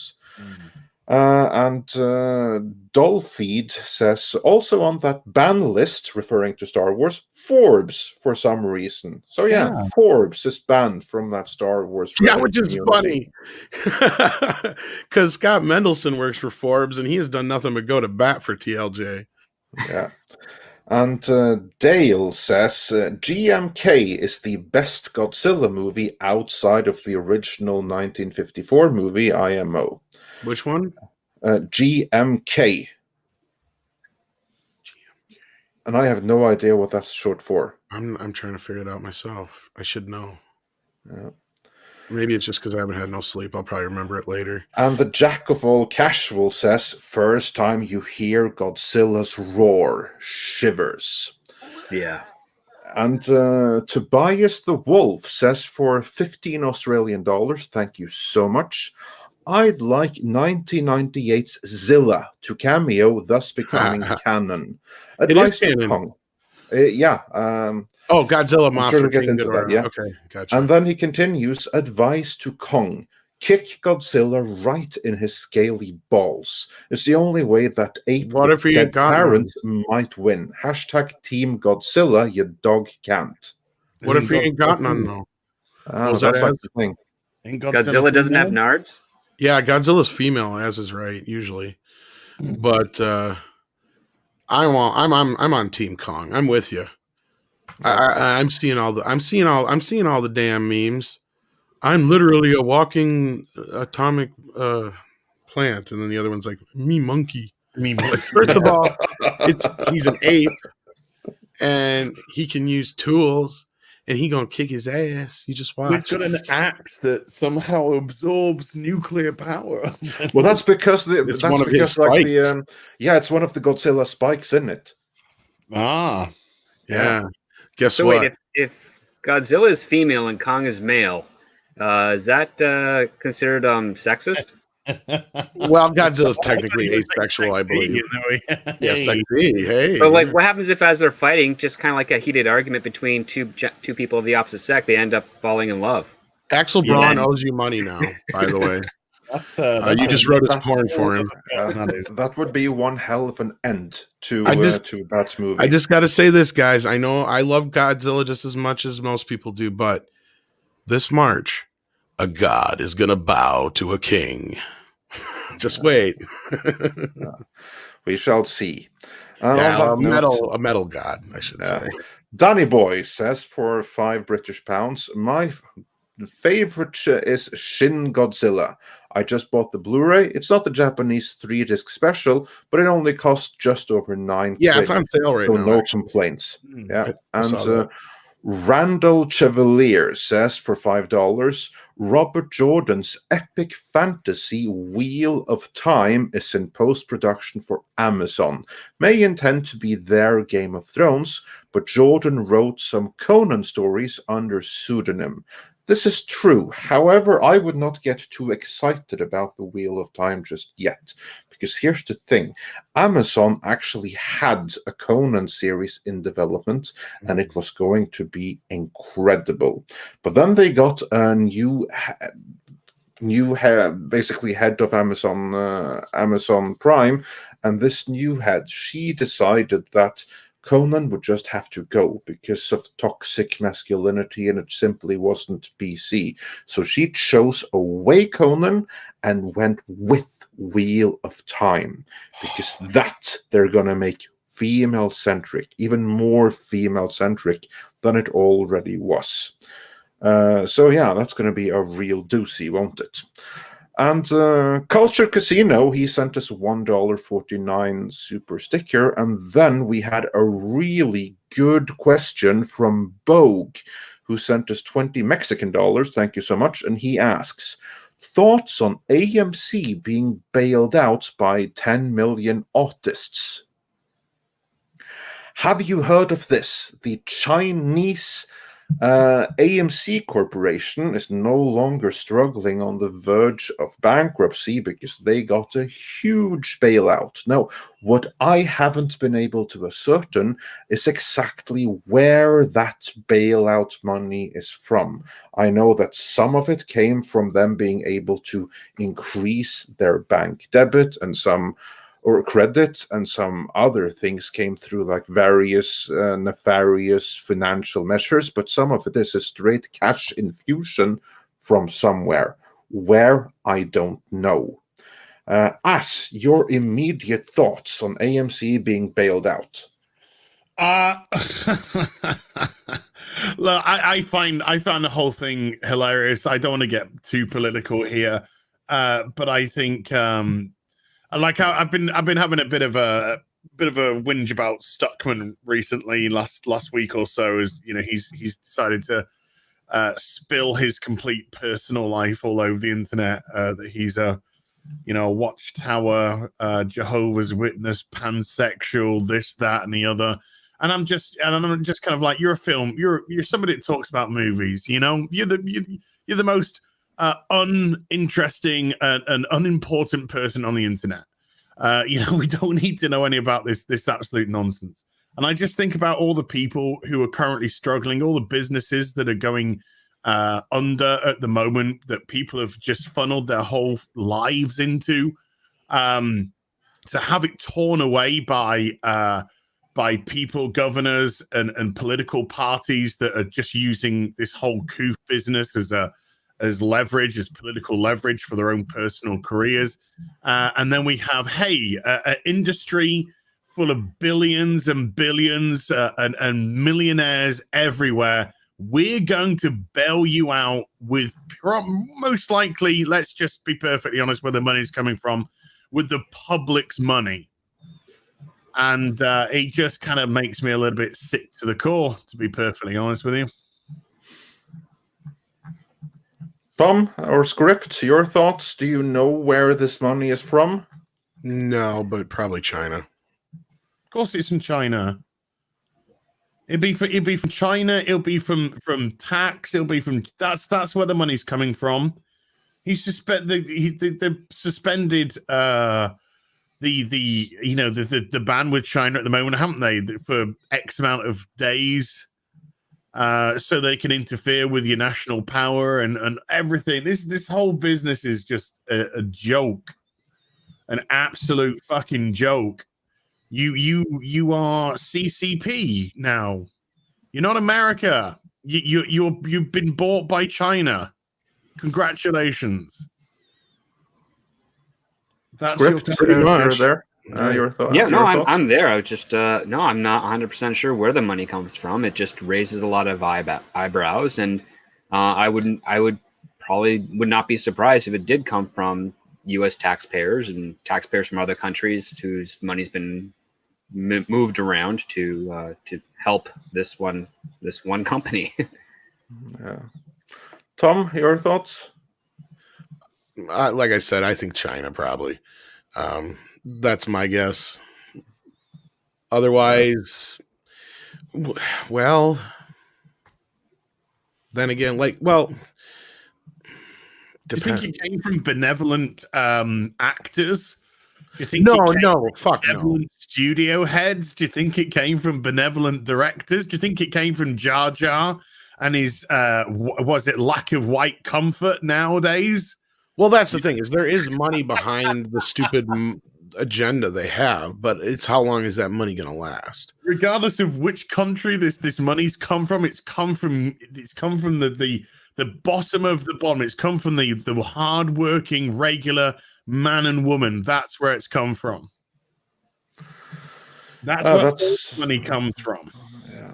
I sincerely hope that the money has come straight from China. That would be the only right thing, because this is a Chinese company. Forget this history, everything like that. This is AMC, as of now, is a Chinese company. So I hope they've gotten a bailout straight from the CCP. Oh, the bailout? No, they got that from America. Yeah, that's what I was saying. But my fear is that this was a gift from the new administration, from their loyalty, so that they got another scandalous bailout they never should have gotten at the expense of the American taxpayer. And I think, and if that's the case, which I fear it is, in my opinion, it's an absolute scandal. But this is what you voted for, so yeah. With that, we do a couple of more super chats before we get into the next main topic. Culture Casino, he sent us a unicorn super sticker, so thanks for that. Danny Boy also said, "Is it because if Zack Snyder's Justice League was meant to be 4 episodes. Then wouldn't WB have to pay the actors for each episode instead of a lump sum for a movie? Actually, No, it would still be a lump sum. Yeah, I was gonna say, and actually, it'd be cheaper to do it as a miniseries than it would be as a movie, right? Script. Well, it depends on what's negotiated, but usually you're given your rate for the entirety of your character's interaction with the series or film. So even if they break up, if they're shooting a movie and it's like, oh, we're just going to make it 4 episodes, if there's not a clause in your contract to allow for renegotiation, if it's changed into a format, then there's nothing you can do at that point. And right. The opposite is also true. Well, I had heard something about, and I don't know how accurate it was, but something about the part of the reason they wanted to do it as a series was because a lot of the deals they would do between the actors and everything else, it would be cheaper. But I don't know. I think it's really odd because it makes more sense financially for them to spread it out over 2 months. And this just does not bode well for the film at all. In my opinion, I could be wrong. I hope I'm wrong, but yeah. And Silver Nova says, I just wanted to take the time to thank Ass for bravely reviewing STD and Batwoman. I can tell he risked his sanity for us. Stunning and brave. I am stunning and brave. Thank you. And Jeffrey Turner and Mr. Everts both sent us 2 donations without any further remarks, so thanks for that. The Jack of All Casual says, the movie Brightburn shows what an evil Superman does. I like that movie. Yeah, that shows how badly it could have gotten. Script sequels to Brightburn. It looked like it was about to start its own cinematic universe. I haven't seen any more of it. Neither have I. But I was curious because James Gunn produced that, and he was really excited for that series, or for that film at least, and for the potential that would come as a result. But I haven't heard anything move on that in quite some time. That's a shame because I thought that looked very promising. But yeah. And Thunderstorm says directors/writers looking down on genre focused on side widget storylines, destroying what's in the book. And Magna Knight 2 says it felt like Snyder was trying to create the Injustice Superman. Yeah, it kind of did, didn't it? Certainly with that one scene in Batman v Superman. Yeah, but they didn't follow through. And Jeffrey Turner did have a message with his $2 super chat, but evidently YouTube deleted it. Says also BBS Jonathan was opposite to his Man of Steel self. Yeah, that was the thing, is that lesson was such an important lesson that it should have been in the first one, and that is obviously that anything he does has consequences. So, like, yeah, kind of similar to the Smallville story we were reiterating as well. Indeed. And Real Anarchy says directors can give you different take on the characters. You have your take, Zack has his take. Is yours better? Is Zack's better? Yeah, that's a question, isn't it? Well, no, again, I'm not trying to say anybody shouldn't like Man of Steel, and that's what I think a lot of people, they think I'm trying to say. I'm just saying my opinion. Also, if they were trying to set up the Injustice Superman, which, people have said because of the dreams, because of the flashbacks, that whatever, I don't think you can do that without juxtaposing it with the real Superman. So pretty much, yeah. You would have to have an Earth where there is this hopeful Superman that we know and love, and then a splinter world, parallel world, Earth, whatever it is in the multiverse with DC, where we have them going along the same relative trajectory until the tragedy happens. And then you would have to, then you'd have one world going in one direction with a more embittered Superman, and then you would have the other one still with the hopefulness, and then you'd have to have the crossover between the two. So that in itself is not something which could be explored in a singular movie. That's, again, a trilogy of Injustice movies that has to be very specific Injustice movies. And that's why I say this is a problem with Snyder. He has these ideas, and he will see snippets of what's happened. Oh, I like this idea of a Superman that's suddenly become this almost ruler of Earth but he thinks he's doing it for the right reasons, but he's not.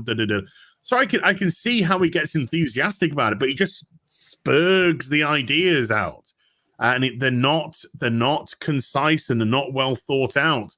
And so you wouldn't even go down that route before you set up your heroes. So your first film would be an optimistic Superman, introducing Superman. The second film would be a world's finest film, where you actually team up with Batman and you realize, hey, we're polar opposites, but you know what? We have the same agenda and we can work together.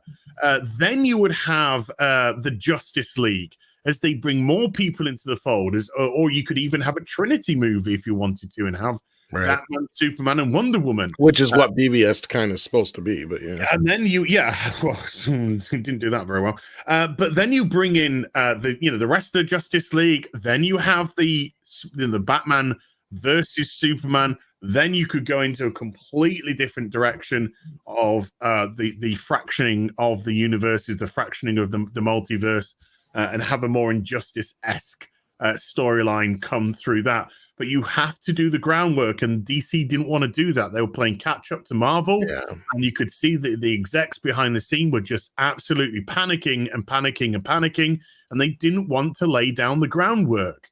And that's where this whole universe kind of fell apart. And they took forever doing what they did too, because Man of Steel was delayed, BVS was delayed. You had way too long between the two, on top of, then, Suicide Squad added into that mess. It was, And again, like I said, I don't want to take anything away from anybody who did enjoy the films, though. So yeah. And moving on from there, Ty Remmers said, MCU Captain America was a great example of how to make a modern Superman. What was that, the first part? MCU's Captain America, the Joe Johnson movie, was a great example of how to make a modern Superman. Well, and that's what I said. Joe, I think would get it. And the jack of all. Yes, carry on that. It took an old school hero, and played obviously the majority of that film in the 40s in the Second World War, and then when you pushed Captain America up into the current day, you still made sure that he had that innocence about him, and that was, I think that's what made Captain America so great in the MCU, because he was that higher morality. He was that person that was always there to help the little guy, because he was the little guy. And I think Winter Soldier is an absolute masterpiece of a film. I think it's absolutely incredible. I love that movie. And it just shows how to do a kind of fish out of water hero that doesn't necessarily belong in that time or that world or that universe, and make them a domineering light. It's a brilliant film. Yeah, absolutely. And the Jack of All Casual says, Literature Devil has a very good video and Superman and his importance in today's culture. So yeah, check that out. Yeah, I think I've seen it a while ago, but I've seen also some suggestions that we should get together and talk. And I wanted to show my video. It's actually on our Patreon, I believe. So, like, anybody who is on our Patreon can check it out. But who knows? I've been trying to think of something to do with it for some time now, since it was kind of a non-starter. It was one of the last things I did before Andre brought me on Midnight's Edge, actually, so I never released it. So, yeah.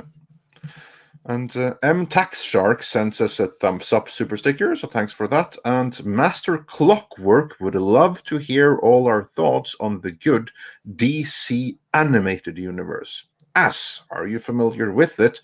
And if so, what do you think about the DC animated universe? This would be the Timverse. Yeah. I am very, very well versed in it. It's pretty spectacular, to be honest with you. I think it's easier, and I don't say this disrespectfully. I think it's easier to create an ethos of how comics can appear in live. When I say live action, then animation. Animation is the perfect vessel, I think, for this type of material. And the characterization, because again, these characters go over multiple different films. The characterization is there. The build-up of these characters is there. You can see the relationships between the various characters come to fruition. It's exceedingly good. It's exceedingly well put together. It's just such a shame that we can't have that in film. Well, we do. It's called the MCU, but we can't have it in DC film. It would, it would be a sight to behold. If I was DC, if I was AT&T, I would personally just say after Wonder Woman 1984 and after this Zack Snyder's 4-hour Justice League, I would just say, right, okay, let's just reset the whole thing. Because I think this whole multiverse business is going to backfire on both of Marvel and DC. Well, I can tell you right now, as if the Batman is a huge hit, that might just happen. Well, but Tom, I would kind of say that they'd be like, okay, this universe works, just like the Joker universe works, and we're still going to get these scattered films from all over different multiverses, different universes. And is that going to be a good thing ultimately, or do you want some cohesion between your films? I mean, because people, if the Batman is a good film, and I really truly hope it is, I do have reservations, but I truly do hope it's a good film. We know that people are going to say, please put Joaquin Phoenix's Joker in this universe. You know what? I can confirm to you that AT&T are already saying that, regardless of what fans are saying. Well, this is what AT&T wants because they want to connect everything. I would. And they're like, why aren't these connected already? I would love to see Ben Affleck go up against Joker, Joaquin Phoenix's Joker. I would like to see Ben Affleck go up against Willem Dafoe's Joker. Oh, don't even start me there, because that's the problem. That would have been my first choice, because I would have even accepted Leto's Joker as, one of the Robins. I think we can all accept that. That's and you have like this world where there is still another Joker out there, and it'd be Willem Dafoe, but they already used him in fucking Aquaman.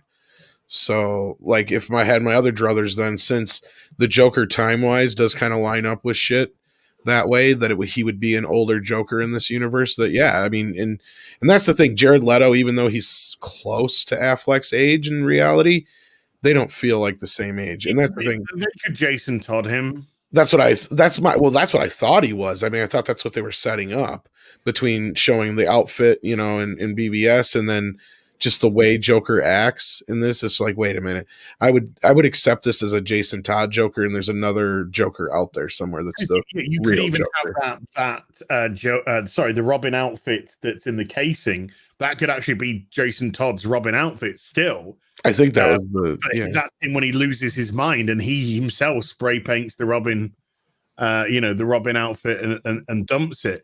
But I think for somebody like Ben Affleck, I think you need a Willem Dafoe-esque. I agree.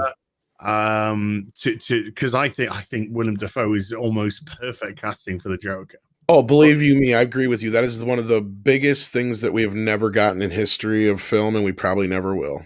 Yeah, he's 65. I would say if you want someone who can do the role, who also has a dramatic edge to him. I mean, he's a contentious now, but Jim Carrey could probably do a complimentary Joker to Ben Affleck. He has oh no, sorry, he hasn't. Not. I mean, he was Riddler, but that was we could ignore that. He was doing Frank Gorshin on crack, though. He was doing Gorshin on crack. I think Carrey's probably. I think unfortunately the guy's too temperamental, and I think he's too disruptive to larger movies now. I know he's calmed down a little bit in his older age, but if you put him back onto that scene, it's another spiral. Yeah. Well, the rumor is though he's in talks for something over at the MCU. Though I think he'll be a better fit over there. To be honest with you, you can wrangle him. Well, yeah. If anyone can wrangle him, he would be okay. But that's the problem. My guess is they're probably talking to him to play a villain. if they're talking to him for real. I would, if you said to me, what Batman film would you want, in production right now? I would, honest to God, say Batman Beyond with Michael Keaton. You may get your wish, but I don't know. With things the way they're going, we'll see, right, Andre? We'll just have to see. It's all going to depend on what happens with the Snyder Cut. If that's so, yeah, we'll see. We will see exactly what happens with it. Lindsay, I agree with you. Brad Dourif would make a great Joker too, but he's got the same problem as Willem Dafoe, and that's the age. And actually, I think he's even older. Willem Dafoe's in great shape. He's in great shape, and that guy is his talent is insanity. Absolute insanity. He's incredible. Oh, he could still pull it off. So I think at 65, he could do that. He could do it all day, every day, and not bat an eyelid. If they can make Kreese a villain still in Cobra Kai, I think they could pull that off. Joker's not Joker's not a physical enemy to Batman. He's a polar opposite. Pretty much, yeah. And that's what you want to rely on, that chaotic energy from Willem Dafoe. Yeah, you're right, because Joker isn't usually the physical threat to Batman. It's more so what will he do to somebody else, pretty much. And Jim Carrey is Plastic Man, James Villanueva says. You have no idea how close to happening. I think that actually did happen at one point, if I'm not mistaken. Him and Nick Cage in the running for a while. I was going to say, yeah. Yeah, that was very, very close to happening. Anyway, back to Super Chats, Andre. Yes, back to Super Chats. Next up, we have the Fessman93, who says for £5, thank you so much. With bad robot involved, Supergirl will be the girl who knows everything and teaches Superman the lessons. Probably. They kind of did that in this novel show, actually. Yeah, and that's just a warm-up. And Thunderstorm says Kong will be barbecued by Godzilla and sold to the Chinese, and his fur sold to the Russians. Oh, them's fighting words. I love it. I love this though. This is what I love about nerddom. Is for the next few weeks we're going to sit here and debate the whole Kong versus Zilla. We are indeed. And Adrian Barrera says about the bailout. It's from Wall Street bets going against short brokers. Well, if it was, then why is it called a bailout? A bailout is a cash infusion, not the result of betting. So I think there has to be more behind it than pure financial acrobatics. But we shall see. And Chris, I think, might be onto something. If the MCU is talking to a Jim Carrey, I wonder if maybe it's for the Green Goblin. Well, maybe. I'd get behind that. And Christopher Tock says Zardos. So he's Zardos. Yeah, that's probably how you'd say it. It covers my patch. That's all that matters. And Hillis Mallory says Man of Steel stayed too long in Krypton at the beginning and had fights where everyone went to their corners afterwards. So yeah, and Toxic Man Flu, I like that name, says for $5, just get me some Godzilla destroying Washington DC on the big screen. I'd pay cash to see that swamp pit on fire from Godzilla's power puke. Yeah, that'd be something. And Mr. Like Tickle Trunk says for 20 Canadian dollars, thank you so much. Don't you think Dark DC started when Marvel was seen as colorful and fun? Did DC do the opposite of Marvel to avoid being seen as a copycat because they came second?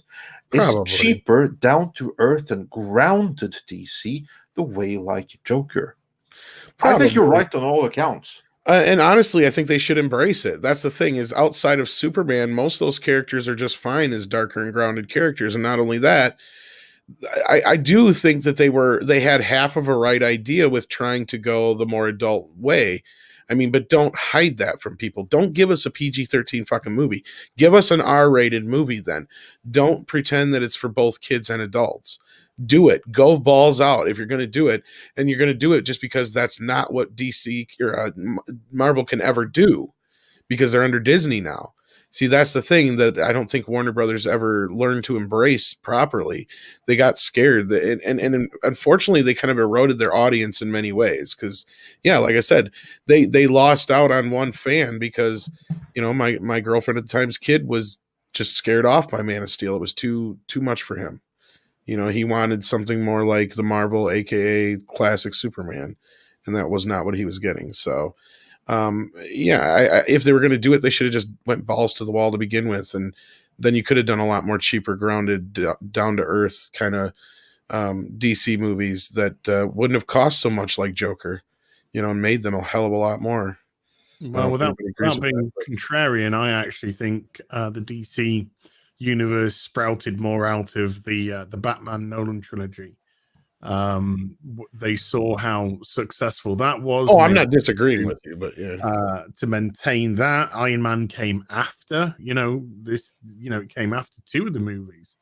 So you know, the Nolanverse was in full effect, and it was bringing in an absolute shit ton of money. And I think DC were just like, fine, you know, if Marvel want to do this more chipper way, that's fine. And I think it was more a reverse of what you're saying. I think Marvel saw what was going on with the Nolanverse. It was just like, okay, let's try to, you know, give a little bit of humor, you know, put a little bit more a lighter tone on it, a more comic book tone on it, to differentiate ourselves from what's going on with this Batman stuff. And as we saw from Man of Steel, who was the person that they brought in for Man of Steel? Christopher Nolan. That was the person that they brought in. So clearly, the attitude was we want to maintain that Batman vibe from the trilogy. I don't think you're wrong. The other part too, you have to remember, is that Superman Returns was in between Batman Begins and The Dark Knight, and that was Warner Brothers' attempt at trying to expand that universe. They wanted to see if they could reconcile the different tones. And the aesthetics to some of the cinematography between those two films are quite similar, but they are their own entities. But because Superman Returns did not perform as well, that project was then abandoned. And then The Dark Knight was released, and then that made huge waves. And then they started trying to do Green Lantern and another Superman film at the same time. And both were not well. I mean, Man of Steel was popular enough to gain a sequel, but overall, from the critics, both of those films were not that well received, and DC and Warner Brothers had no idea really where to go after that. Yeah, which is sad because Man of Steel didn't do all that much better than Returns did. Exactly, yeah. But it was the fact that Returns had the budget of Superman Lives tacked onto it. So, and I think even the was the pre-production of Flyby before that too, or was that after that, Andre? I don't recall exactly when. Because if it was before, then I had the pre-production of that tacked onto it as well. There's a lot of stuff. Yeah, there's also, the Siegel rights were being brought up again, and they had to release another Superman film before a certain date, otherwise they'd lose the film rights. And so they rushed ahead with Snyder because he had the better pitch, and he just came off The Watchmen. And they didn't want to go with Bryan Singer and his thing anymore. Yeah. I didn't think Bryan Singer brought anything new to the table. I mean, his Superman Returns, it's a light Superman light. It's a copycat, and it don't work. It wasn't a piece of art that stood on its own merit. I thought it was very self-indulgent of Bryan Singer. Very selfish of Bryan Singer, that film. He made Superman leave that plane in the stadium. For someone else to get rid of. I have like similar problems with Returns, but it's like half. It's the same thing where it's like half of a good Superman movie, but it's the other like opposite problems. Like you're right, like it's so self-indulgent. It's like, yeah, cool, keep the Superman theme, but it doesn't have to be a sequel to those movies. You know what I mean? Like, there's a whole. It was too beholden to the Donner films. That was the first. Without trying to take it in a newer direction, like exactly, the newer type direction they did it just didn't land at all. Like they they captured some of the magic, but they just didn't have any of the substance that made you kind of appreciate it. And you had half of a great cast and half of a shit cast. That's what didn't help as well, because like Lois is so miscast. But anyway, moving on. Yes, moving on. I want to go through one more super chat, and then we'll get into the next topic. And this is one chosen by Ass. Before then, Nicholas Horton says, Batman of the future animated movie. Joker tried to turn the Tim Drake Robin into a mini Joker during a flashback sequence. Yep. Yeah, that's kind of what I think Az and I were kind of getting to. Yeah, exactly. And with that, As you suggested a topic to me before we went live. Why don't you take the audience through that? Most of the audience would have most likely have heard of the streamer Ninja. Love him or hate him. I mean, I have, no feelings about the guy. Not my cup of tea. But if he is people's cup of tea, that's fine because he's been massively successful Fortnite streamer. But he decided to come out with an exceedingly non-controversial statement, which has got people reeing in the aisles, which is absolutely hilarious. And his so controversial take, which has got them going crazy, is that parents should parent their kids. And streamers are not there to parent your child. They're not there to teach them. That's your job as a parent. They're there to entertain people. And this has got people going absolutely nuts. I would say the people that's going absolutely nuts are crazy people. He said it's not his job to teach kids about racism and white privilege, as he got tagged by somebody saying that because he has a large audience, because he has a huge reach, because he's a massive streamer, he should be teaching kids about racism because, sometimes on streams, the N-word will drop, and white privilege. I think white privilege is an absolute joke. I think anyone who uses the term white privilege is an absolute joker. And they've got no understanding about life. I think somebody that uses the term white privilege in themselves is probably one of the most privileged people anyway. And Ninja was saying, look, if I'm in a stream and somebody drops the N-word, my instinct isn't to stop and say, hey, kids, let me talk to you about racism. He said, my instinct is, somebody's trying to get my stream pulled down by dropping the N-word. Because this is what happens, of course, when you realize that, or you're stream sniping somebody, that person kills you, you get the microphone. You get like a kill microphone where they can hear you for about, a second and a half, couple of seconds. And so sometimes they use that opportunity to put slurs in an attempt to get that streamer pulled down. So Ninja said, that's my first reaction. Is somebody trying to pull down my stream? Is somebody trying to do something negative against me? My reaction isn't to try and educate your kids about racism, because I don't think it was necessarily said in a racist way. It was said in a malicious way. And so there's a difference there. And of course, we have all the regular brigade, normally made up of a bunch of hypocrites and nobodies who are desperate for clout, who have been jumping all over him, saying that he's exhibiting white privilege himself by not educating children that come into his stream. And it's just becoming an absolute farce. And I thought I'd sort of bring this out there as to when is this lunacy going to stop? When is this absolute... Because I am getting pretty sick and tired, and I if you want to blow back on me on this next term, then that's fine. But I'm getting pretty sick and tired of dealing with people's mental illness online. I think they need to get offline and get help. But we're just seeing a deterioration of society and communication and logic and reasoning and common sense. on a daily basis on these revolting social media platforms. So first and foremost, I would put it out there to you guys: is it, in your view, a streamer's responsibility to educate people's children? And secondly, what do you think about this whole fake outrage bollocks? Well, I was trying to find the tweet, but I could find a bunch of the bullshit about it, but I couldn't actually find the tweet, so I was going to share it so people could see it. But I could give you some direct quotes.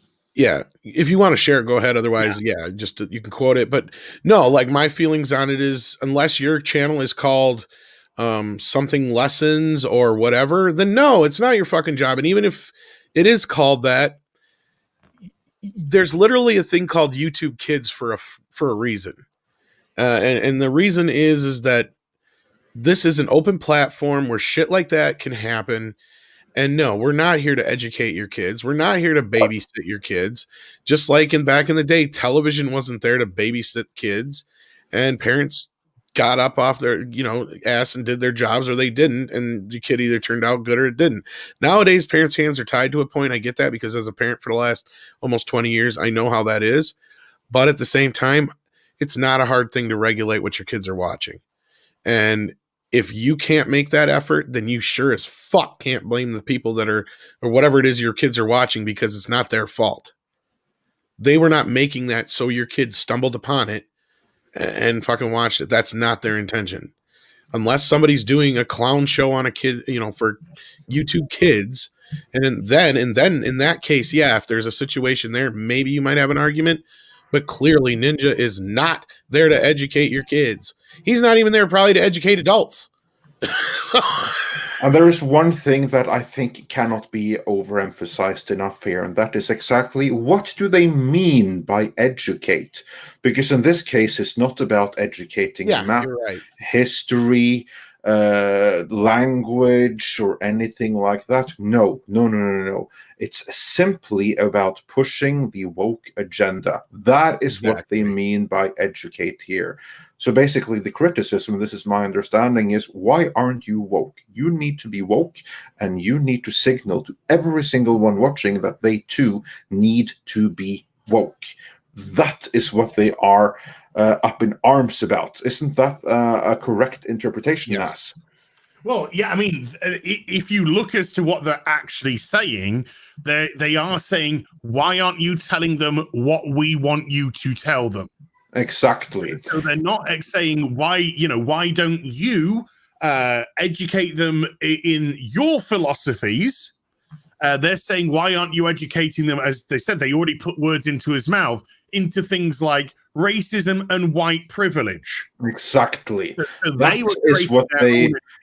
Yeah. So they don't want to educate, they want to brainwash. Yes. Indoctrinate, brainwash, whichever way you want to put it. Yeah. So what they should be saying is, why don't you indoctrinate your viewers? Because that is what they really want here. Mm-hmm. And to me, at least, that's incredibly scary, because to forget about the word, like just that they say educate is really scary. I mean, that is how you get re-education camps, because they want indoctrination. And they usually seek out people that are popular and have large voices, because the question I would have to pose is Ninja qualified to speak on those subjects? It doesn't matter. Like out on an outside realm, like objectively, is he qualified? I don't think so. It's irrelevant to them. Yeah, they just want him to do it. And Andre, I'm sorry, but the term re-education is actually been thrown around now. I know. Like there's people that want to put people that have voted the wrong way into re-education camps. Yes, we need to re-educate these people as to why they voted a specific way. We need to re-educate, and that should freaking terrify you. Mm-hmm. That you have people that openly can say something like that, and that we now have people saying to Twitchers, like, you have an audience, you are influential, so you need to be part of the indoctrination effort, which we call education. That's truly something. And it's absolutely chilling. And of course, no, he has no responsibility to it. On the contrary, I think that he should if he is truly responsible, then what he should do instead is that he should say, "Oh yeah, I'm going to educate people. I'm going to go educate people in critical thinking, not critical race theory, but actual critical thinking, because that is what is sorely needed, especially for those people that are calling for education." Critical thinking doesn't exist nowadays. Well, it does. It's just toxic. Yeah, it's toxic, and they're trying to get rid of it.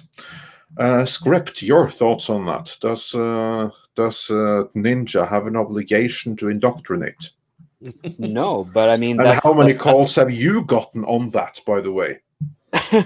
Well, I mean, my channel is specific to a single subject, and so because I actually was an accredited professor of it, I feel it's okay for me to speak of what I know specifically with regards to screenwriting and storytelling. But if someone were to ask me to tackle another subject, I don't think I would be qualified. I'd have to address it with questions, and that's only if it's something that's interesting of me to share. But it's not my responsibility to make sure that I let my audience be indoctrinated to my own points of view and education and experiences. That's not my intention. That's not my goal. That's not my interest.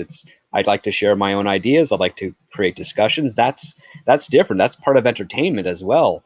But I mean, when you have a huge voice in society, you get targeted by certain groups that have their own agendas, and they will do whatever they can to either bribe, pay, manipulate, extort, blackmail you into preaching their voice, their goals, in order to spread out and indoctrinate other people. And whether it's a positive form of indoctrination, like being like an equal opportunity mode, which I firmly support, or something in the exact opposite, where you want to make everybody the same, which means you have to bring them all down to the lowest form of life.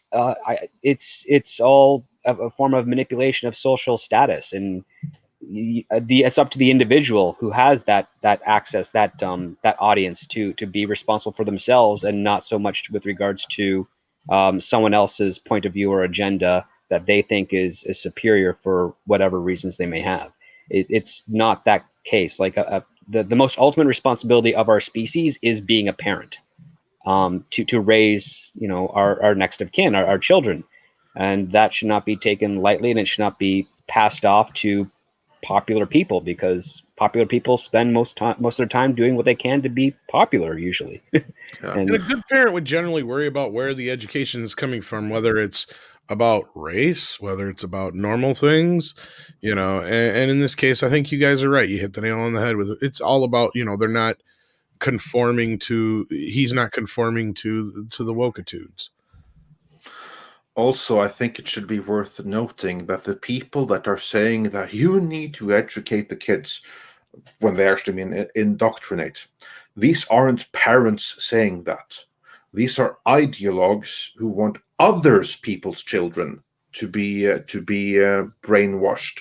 I do not think that anyone that has kids of their own are going to say that you, Twitch streamer, you need to teach our kids about the dangers of all the keywords that going around there.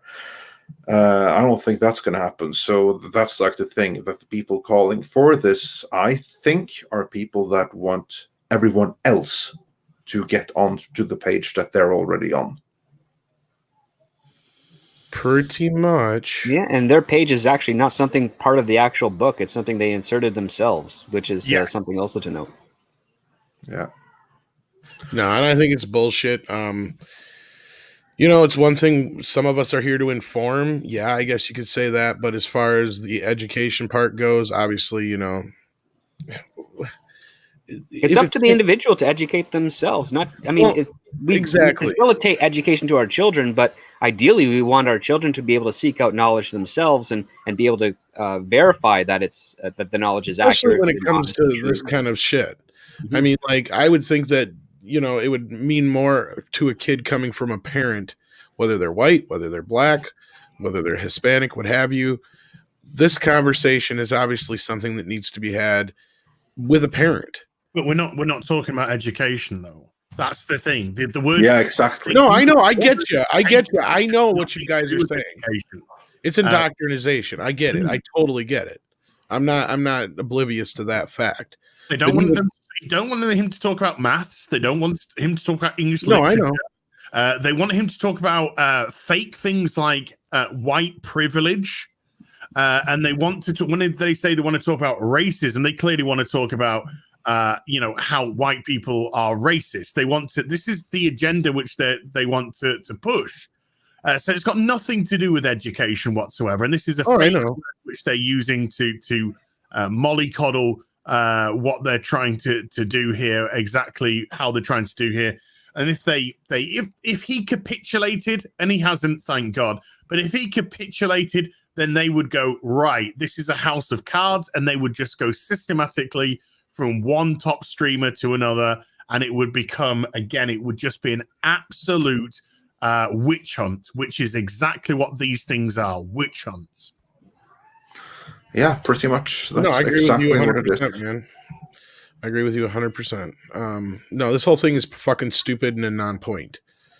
Because it's not even about a real education. That was what I was going to get to. It's not even stupid. It's something much worse. It's it's insidious and evil. Yes, that's what it is.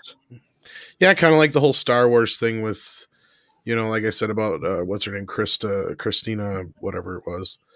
It's not. I don't think she's racist so much as she's just evil. Well, I think she's both. I think she's both racist, and I think she's a disgusting human being. Yeah. Yes, she made those tweets at a very, a very emotional time. But to me, when you say comments like that, they're festering. They have been festering inside of you, and you're just releasing and venting. And it wasn't labeled at specific sex, so it wasn't labeled at white supremacists or anything like that. It was blanket statements of white people, white women, white men, white conservatives. So it was blanket statements across the whole board. I think she's a disgusting choice for what they're trying to do with Star Wars, but fits perfectly within the KK ranks. They just need one more K, and they'll be just absolutely nailed it on the head there. Yeah, well, what you're speaking is that the method of some of these arguments is purely based in conjecture. You cannot find the hard evidence that you want to support it, because there's always going to be more that contradicts such an action, especially throughout the entirety of our species in history. So yeah, like that's the one thing. If we can, I would say it's to the duty to parents and to their children to teach them how to spot something that is disprovable. That's a good responsibility to have, and that's not something that we as entertainers on YouTube need to preach, but we can definitely talk about it amongst ourselves and each other's. Like for this example, like she made those tweets. None of them, she doesn't cite any specific references.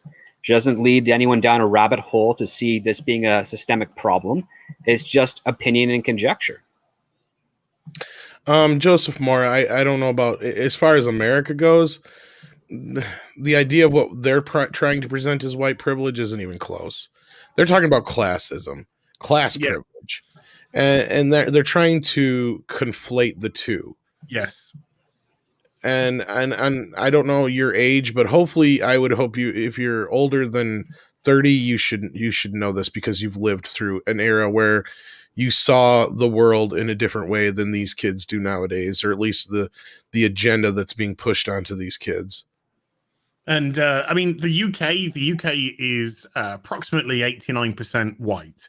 That's its demographic breakdown.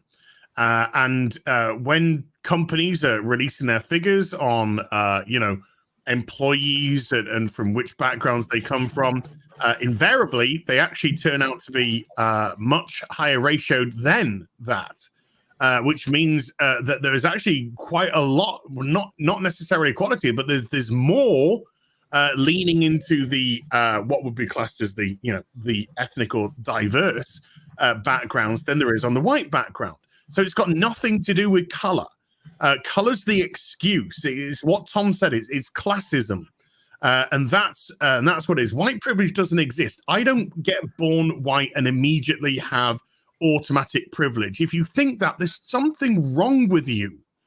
it's where you cut. A lot of it is where your background comes from, what your social economic background is, what your education is, how you were educated, where you were educated, your advanced education, whether you moved into a trade, whether you moved into academia.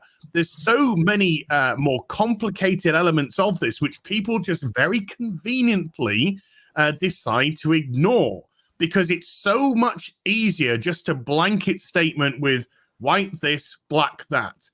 There's no nuanced argument anymore. There's no nuanced debate. Evidence, which was mentioned earlier by Script Doctor, is irrelevant now, because it all goes forward into the court of public opinion, or whoever has the loudest and largest presence on social media now. So factual evidence just gets pushed aside for mobs to just come through with blanket statements which they find appealing and find fit their own agendas. And we're never going to get anywhere. We're never going to get better until people bring back the nuanced arguments. Indeed. And we've had a lack of nuanced arguments in our entertainment, I would say, since at least 2005. Well, and I want to say this much, because, yeah, this is something that's perpetuated by the media, by colleges, by these extremist groups and Marxist groups, or whatever you want to call them, to where, like, look at the past. Everything was always, classism. It wasn't so much about racism, and never really was. Look, a great example I brought up last night was Trading Places. The movie starts out about racism, but turns out in the end that it's all about classism, because the bet that they make proves that Eddie Murphy, his character was just, it was just, he wasn't, it wasn't because he was black. It was because he just didn't have the ability to maneuver, because he was poor. Yeah, it was a class. Yeah. We'll take somebody from a poor, uneducated background, and we will pit them against our golden boy, and we will, obviously Eddie Murphy flourished. Throw obstacles in the way, and the whole bet was for $1 Yeah, well, and it proved that the two brothers are racist as fuck. Yeah.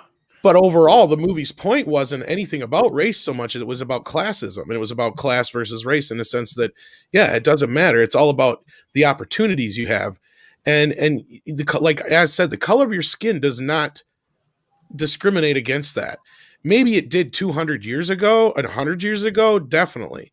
I'm not saying that, but we've gotten so far in so many places, and I don't want to go deep down this rabbit hole, but no, like we were talking about this with Chris Gore on the High Council last night, and I agree with that whole thing. It's like, it's all about class. It used to be about class, because remember Caddyshack? It was the snobs versus the slobs. Revenge of the Nerds. Mm-hmm. All these movies from the 80s and stuff, it wasn't about, white versus black or anything like that. It was always about us versus them, in a sense that the have and the have-nots. And on both sides, there was all kinds of diversity in those movies. Look, it's there. The proof is in the pudding, but they just want to ignore it. Was it 6% of the world's population own 99% of the world's wealth? Something like that. You have one family whose name I will not pronounce out loud, but it has the color red in it. Owns 50% of everything in the world. 50% of all holdings, all cash, one family. Mm-hmm. Yep. And Grand Wazoo, I love this. Privilege has only one color. Yeah. And that is green. Exactly. It's money. It's not color of your skin. It's money. Somebody said in the chat, oh, if you go to a third world country, you'll get white privilege. No, it's your money. Because you come from a wealthier country. It's got nothing to do with the color of your skin. If you go somewhere and you're bringing money, they want that money. Look at China. They're racist as fuck. But they let Dennis Rodman come over. Why? Yeah, and you can also try that if you're white and you go to a different country and you don't have any money with you. Just go there and try to subside with and like get the job, stuff like that. There, most places is not going to go so well, because you're assumed to have been covered yourself. There is one job. One of my friends found this out the hard way. He went to China just on a vacation, and he doesn't have a lot of money, but he ended up getting mugged and didn't have anything to get back. And what ended up happening is that he was hired by a Chinese company to Sorry, pretend to Korea. be a rich My white bad. guy at a party. The point still stands, Yeah. even though I said China. I meant Korea. Yeah, again, that was so he lucked out, and of course you can lock down, but that's something that's called a million and one shot and an exception. It is, and he had to do that for Most weeks time. till he could afford a plane ticket to go home. Yeah. But it didn't pay a lot. I apologize. It was Korea he went to. I forgot. Yes, but no, the point still stands. Is they're still just as racist there. So No, well, Tom, More so. It was North Korea, yes, true. not South Korea. North Korea. I just said Korea. I didn't specify which one. Correct. Thank you for correcting me on that. But no, there's very specific differences between those two. there is very specific differences. You are correct, and I do apologize, and I do correct. I still can't get canceled, Alpha J. It's not going to happen because I want it to happen because I want them to make me famous, and they won't do that. Yeah. I'm like Funny. begging them to. I'm like, come on, just do it. I ain't important enough. I know that. That's part of the joke. I get it. Let's do a couple of more super chats, then we can get into the final topic of I just today. gotta say, Grand Mop Inquisitor, you make me laugh more than you realize in every show, every chat you're in, no matter if it's ours or somebody else's. I do love that individual right there. I don't know if you're a male or a female. I'm assuming you're a male, but I shouldn't assume any genders because that still won't get me canceled. Well, let's get through the last bunch of super chats here. We're gonna we'll get, soon, caught up before As has to leave. Let's see. Might be able to go to the topic quickly, but I've probably got about 5 15 minutes. Taker 610 says, As Pierre is already at work with you and Kong. I'm sure you understand that. And, Perry's in Perry. Oh yeah, it says Pierre here. So yeah, that's how it's spelled. Yeah, that's how you pronounce. Spell that. Okay. And Mr. Tickletrunk says, for 10 Canadian dollars, thank you so much. I want Ninja to agree and then turn around and start educating kids on how white privilege is a conspiracy theory and that racism is objectively and statistically the lowest in the Western world. Yes. All of which is true, by the way. Yeah. And Bogue says for... Beautiful thing. It's a beautiful thing, victimhood. Yeah, it is. And Bogue says for 50 Mexican dollars for the AMC bailout, Google Wall Street bets. They are wiping out Wall Street with the power 10 million gamer words. CNN, MSNBC, and CNBC are in panic. Yeah, I saw something on tweet on like, now Wall Street wants to shut down. So I have to see what this is all about. So something is going on that I haven't read myself up on yet, but that will change. And Taker 610 also says, I get my racial education from Batwoman and A Wrinkle in Time. Hail Bree. As I would appreciate you taking your Batwoman reviews more seriously. And the DCV Titan says, why do we need another K? We already have the Kathleen Kennedy clan of Lucasfilm that behave quite appropriately for their moniker. And Master Clockwork says, did I hear did it hear about Birdwatch? Twitter fans, users start fact-checking each other's posts. Most popular opinion wins. Dear God. Sent another diamond super sticker, and Thunderstorm says, people should have privileges in their homelands.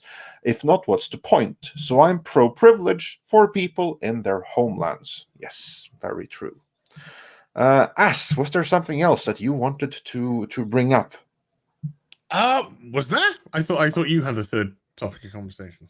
Tom, do you have a third topic? Oh, I had that Cobra Kai thing. Other than that, we had the Bond thing. Bond or did you want me to play the video? There's one. I can do any of those things. It's totally up to you. Yeah, no, it's up to you. I don't know any video, so I'm interested in the Bond thing. yeah. So let's do the Well, Bond thing real quick. okay. Well, the quick news about that is they are supposedly going back to reshoot some scenes for Bond because the excuse is, get this, the product placements are out of date. Now, that would be normal excuse, but my source calls bullshit on this for the most part, like I do. Absolutely believe that. I could absolutely believe that. I could, but yes, here's the thing. We're in the middle, even if we weren't in the middle of a lockdown, here's the thing. You would do that with CGI. It would be so much cheaper, even if we weren't in the middle of a pandemic, because it would be, you know how hard it would be to get all the actors back together, all the bullshit you'd have to go through. They're not just shooting this for no fuck bullshit. Maybe they had a Wayne's World scene, you know, and that's what they need to reshoot. Well, from what I heard, it's the Nokia phones, I guess, or some shit like that that are in it. But even still, that's something you could replace very easily with CGI, comparative to having like getting a bunch of people back together to reshoot something. That's why it makes zero fucking sense. And this goes right along with our reporting right when the lockdown happened, when they first announced that they were delaying the film, was that they were actually using it as an excuse to delay the film to do reshoots. And this new reshoot news, quote unquote, new, I say in quotations, comes right on the heels of a recent viewing of the movie that was seen by, I can't say certain individuals that are involved with the film, and it didn't go well. What, you mean Cuck Bond didn't go down too well? No. Well, I'm You're shocked, right? Yeah, I'm astonished that one of the most masculine of characters to ever hit the cinema, one of the biggest alpha males to ever walk the fictional planet. Women want to be with him, men want to be him, are let down by the fact that he's just been cucked to fucking his own film. It shocks me. Yeah, who would have thought? Well, what's funny is when we originally did the reporting, they said it was going to be 2 key scenes to that they were going to mess with. And I have a feeling that they're going to do 2 main key reshoots here. You watch. And they're going to hide behind this idea that it's behind the phones. Because my source kind of laughed at the story when they saw it. Because they're like, yeah, I heard something about fixing something with CGI, but I don't understand why. They said basically the same thing I did. Why would you go back and do a reshoot? Well, you could just fix it real easily. But he's supposed to get back to me on it, and we'll see if there's any more updates. If there is, maybe there's a video in it. We'll see. But yeah, that's the situation now. Again, now that for the current delay in reshoots, according to the news. But I think we know better. Yeah. In other words, things are not looking great for Bond, and if you are excited for that movie, you might consider not being. Temper your things aren't looking good for cinema. No. In general, because we know that we know these rule lists exist now about what you can and can't do with characters, and it's permeating into film as well as television. And people watch Bond for guns, girls, explosions.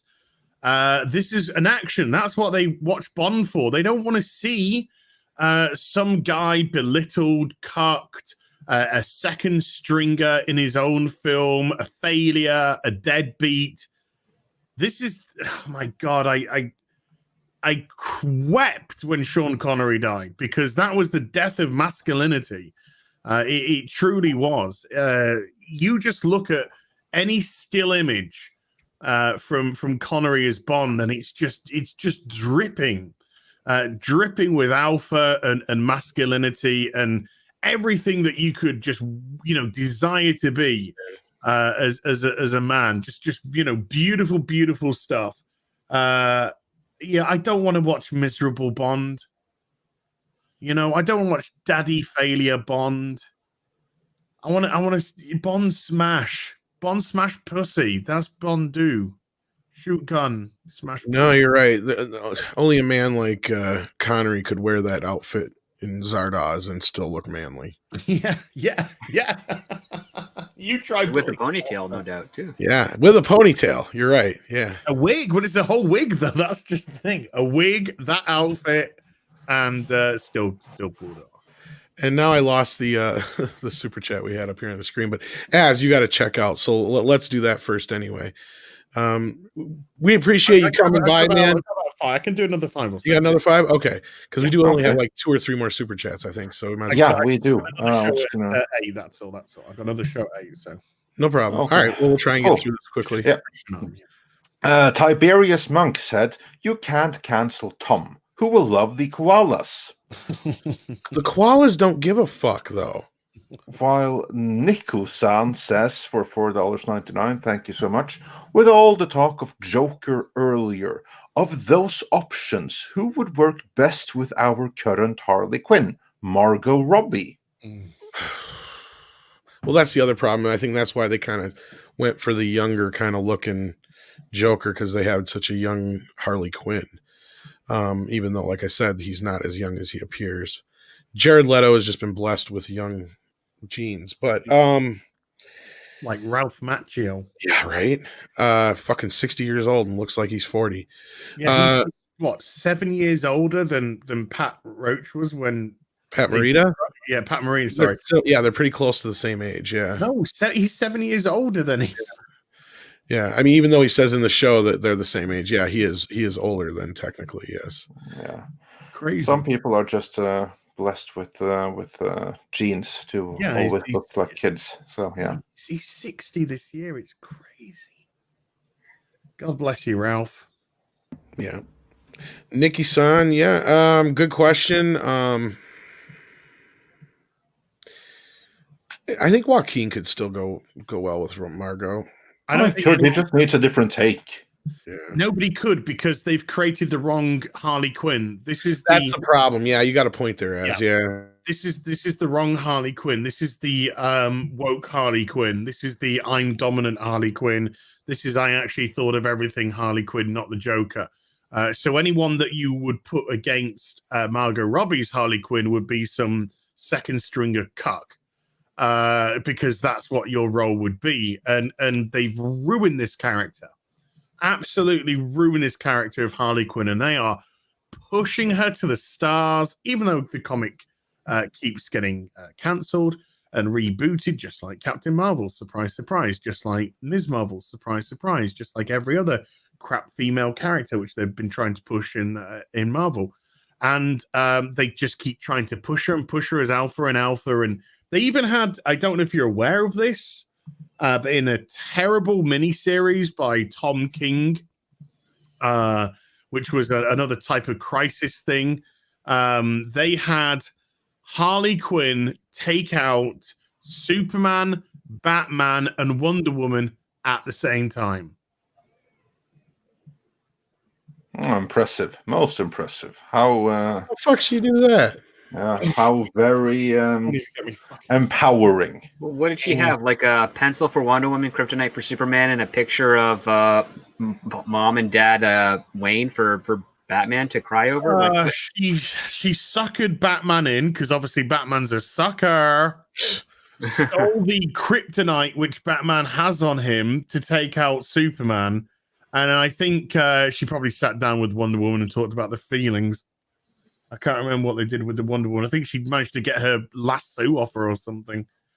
Heroes in Crisis is more like Tom King in fucking Crisis. Jesus Christ, that was one of the biggest piles of garbage I'd ever read in my life. And he destroyed Wally West as well. Original Wally West, before he got some melanoma inside. Before the clone version. And they absolutely annihilated his character as well. So, jeez. He did a lot. Tom did a lot to just destroy a lot of great characters in that miniseries. Yeah. And he holds himself in high regard as much as Frank Miller. That's how he compares himself to. And when I laughed at that on Twitter, he blocked me. Oh my God, Tom! You're not even Frank Miller's little toe. He couldn't hold himself to Frank Miller now, and Frank Miller's nuts. He couldn't He would hold Frank Miller's nuts. Frank fucking Spencer. Some UK people know who that is. Everybody missed what I just said, but yeah. He would hold Frank Miller's nuts. Yeah. Damn, that was funny. Anyway, everybody's crying for this. I know this is what the super chat wanted, but I knew Az had to go, so I didn't want to disrupt it. But we're just getting so many calls for it. So yes, without further ado, let me find the koalas in the rain. Koalas in the rain, koalas in the rain, no fucks given, koala. That's what they wanted. Oh, poor little bastard. He don't give a fuck. They're meant to be vicious little twats, by the way. Are they? Yeah, they are. You know, don't go near a koala bear. They will fuck you up. You know? Especially if they're having a bad day. Especially if they ain't pissed on like that. Yeah. That's pretty popular one. So yes, the koalas. See, they're everywhere. Yeah, they did like the koalas. So thank you, Az, again for coming in, and happy birthday again, by the way. Is there anything you want to? Never ending, by the looks of it. What was that? My birthday's never ending. It's spanning days now. This is great. That's because everybody loves you. Is there anything coming up that you got going on? I know you said you had a stream coming up this afternoon, right? With Robert. If you guys are wrapped up in 20 minutes, I've actually got a stream starting in 20 minutes time over on Robert Mayer Burnett's channel, the Burnett Work, where we're doing our next episode of Fully Articulated, where we discuss toys. And it's becoming fast one of the most popular shows we've done, and we love it. We absolutely love it. So there's some cool stuff which is going to happen on that. I'm going to be pulling the trigger. I'm going to be pulling the trigger on Hot Toy live on stream, and it's thinking about giving the audience some leeway to vote on that. And then, of course, Friday night tights with the gang. Over on Nerderotics channel, never to be missed. And I just appreciate you having me on and appreciate your time, guys. Absolutely. Well, thank you so much for joining us, because we always love having you on, and it's been a while, and it's always fun to have Az here because he's such a delight, and he always brings the funny, as you say. A ranter. He He's a shouts. ranter. I'm just I like to call myself, I'm just a guy who shouts at clouds. So do check out his channel, though, as well, not just Robert Mayer Burnett's. Oh, check out Robert's, not mine. Well, of course, we always plug Robert's channel because we love Robert. Robert is love, life, and all that. So he is the best of us nerds, as far as like, he's kind of like our king nerd. Speaking of former king nerds, though, I do have a quick video here. Remember how Kevin Smith is making that He-Man series? Oh, Jesus Christ. And remember how he went after Clownfish TV? Yeah, you did this earlier, didn't you? No, I just this was before the show. Oh, was it? Oh, Yeah, and you letting know, people into the secrets. yeah. Andre and I, of course, were looking very much forward to He-Man, right? Yeah, we are. So I'm hoping that there is some larger context here that we don't see. But yeah, we'll see what happens here. But Here's Kevin putting his foot in his mouth again, I'd say. yeah. Wait, but Tom, you should say where is this clip from? This is When from is it episode 10 of season 3 of Comic Book Men. And that would mean, is it before or after he was announced for the He-Man series? Before. A few years before. So here we go. I have no love for He-Man. I know, but I have no love for He-Man either. But he's got a place in the world in a comic book store. I have no love for He-Man. I know, but I have no love for He-Man either. But he's got. There you go. He has no love for He-Man, even though he lied straight to our fucking faces. I love you, Kevin, but what the fuck, dude? Kevin. I used to adore the man. I used to too, man. I'm getting every day. Absolutely adore the man, and I don't know if it was after his heart attack, but something died. Well, this is before his heart attack here. Yeah. No, Yeah, he changed No, dramatically no, after no. his heart I mean, attack. that take in itself, that's fine. He can have that take. because obviously, we don't know that he was what he was going to get in the future. So what he said there is fine. There's nothing wrong with that. Yeah, but when you're, I mean, I like He-Man. Do I have any particular love for He-Man? I don't. I think it'd be a stretch to say I've got love for He-Man. And he also, it sounded like, I guess, again, I would like to see the whole clip here, because it sounded like he said, I have no love for He-Man either, but but he has kind of his own depends. place. Yeah, he has his own place in the world with a comic and I know, but I have no love for He-Man either, but he's got a place in the world in a comic book store. You can't make fun of somebody else's interest. You're like, He-Man's stupid. I like Batman, See, it's a fine take if you're. Yeah, but you know what? I want to see that whole clip before I say anything more. I still want to say this though, and this is what I was afraid of when I first heard he was part of the show. I have never heard him say anything about He-Man in the past about being a fan, and age-wise, he would have been too old by the time the toys came out. I don't think he ever really was a fan. Again, I would love more context. I'm simply defending him there. Yeah. When he was offered He-Man, he should have said, no, I have no particular love for He-Man. No, he said the exact opposite. He's like, He-Man, are you kidding? I'll suck He-Man's dick. That's almost exactly what he fucking said. But, there was two mistakes. Number one, somebody offering He-Man to him because of that. And number two, him accepting it.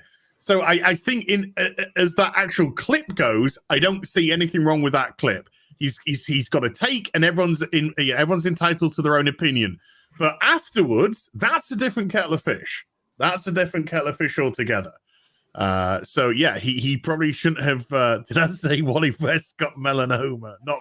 Yeah, I think I. There might be truth to both of those, really, if he's written poorly.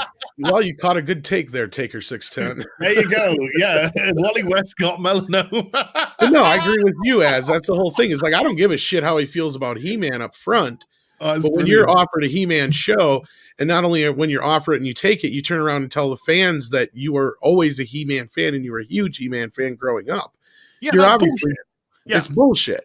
It's clear bullshit. Yeah, so his take at the time is fine, but everything but after it, oh no. You can't backtrack. You can't backtrack that. No, I don't think. I still have hopes for the show, but after seeing that, I was just a little like, oh, dude, seriously. Like I'd like more to and share, more. Share one thing, if that's okay. Sure, absolutely, man. Anything. This just got sent to me, and I think, I see this, and it gives me chills, because that is what we should be seeing. Oh yeah. Well, that's another thing I didn't get to say earlier. I love Henry Cavill as Superman. He just needs a good script. I think it's a great choice, but that is better than that. Still needs to spit curl. I'll go with you on that. But I think that's the least of the. It is the least, yeah. The least of the issues. Yeah, I couldn't even do without the curl. Yeah, I think he looks brilliant, and those pants look great. I'm sorry, you know what's sad, and I hate to say this because I love Christopher Reeve, but Cavill's chest would be bigger than that. Yeah, but Christopher Reeve was fucking ripped for what. Oh, I know, and I'm not trying to take anything away. He was just imagine. And for that, we can thank Darth Vader. But that's what I'm saying. Like Cavill actually has the comic book body of Superman. That's what I was trying to say. Like, yeah. I've got to go now. I'm afraid, guys. So I got to jump. He's saying that now because he's going to go jerk off to Henry Cavill. No, I've got 10 minutes before my show now. It was 20 minutes. What felt like I know. I'm just fucking with you. 10 minutes, and I'm just like, and I've got to get a wank in. You got to get a wank in. Yeah. So I've got 10 minutes to get the wank in and get to the next show. So yeah. No, we love you. Hurry up, keeping you so long, and we appreciate you being here as always, dude. I'll see you Friday, if not before. Thank you so much. Thank you so much, chat. You've been awesome. I've been reading you all through the show, and you guys are hilarious. And can I just give an extra shout out quickly to Taker 610, because that is priceless and that is brilliant. Oh, he's always good. I love it when I make a mistake, so much so that it really changes quite a lot of the context of. You take care, everyone, and I'll speak to you all soon. Thank you so much, Az. We'll see you later. Okay, bye-bye. All right, and I think we're all caught up on super chats, right? We are indeed. So with that, I don't think there's no sense in really dragging out too much longer. No, so with that, I'd like to say thank you to. Well, actually, we did get one, from Taker 6110. We got that one, with that. Did I say Wally West got melanoma, not melanin? Yeah, we addressed that one. So yeah. With that, we are caught up. So everyone, thanks for joining us, including you, Script. They're always a pleasure to have you. Yeah, thanks so much for having me on as well. And as always, it was a blast chatting with Az. I'm glad everybody in the chat has had a great time today. I did as well. We did talk about Dune in the beginning. Basically, it's very in that quickly. new trailer. It's in that new trailer. Like we said, there's a few scenes in there that weren't in other trailers. And basically, what we're figuring this new trailer that Warner dropped or HBO Max dropped is that basically it's going to streaming and theaters at the same time. So because you had some rumors there. Originally, AT&T announced that it was going straight to HBO Max along with everything else, but then there was some pushback from Legendary.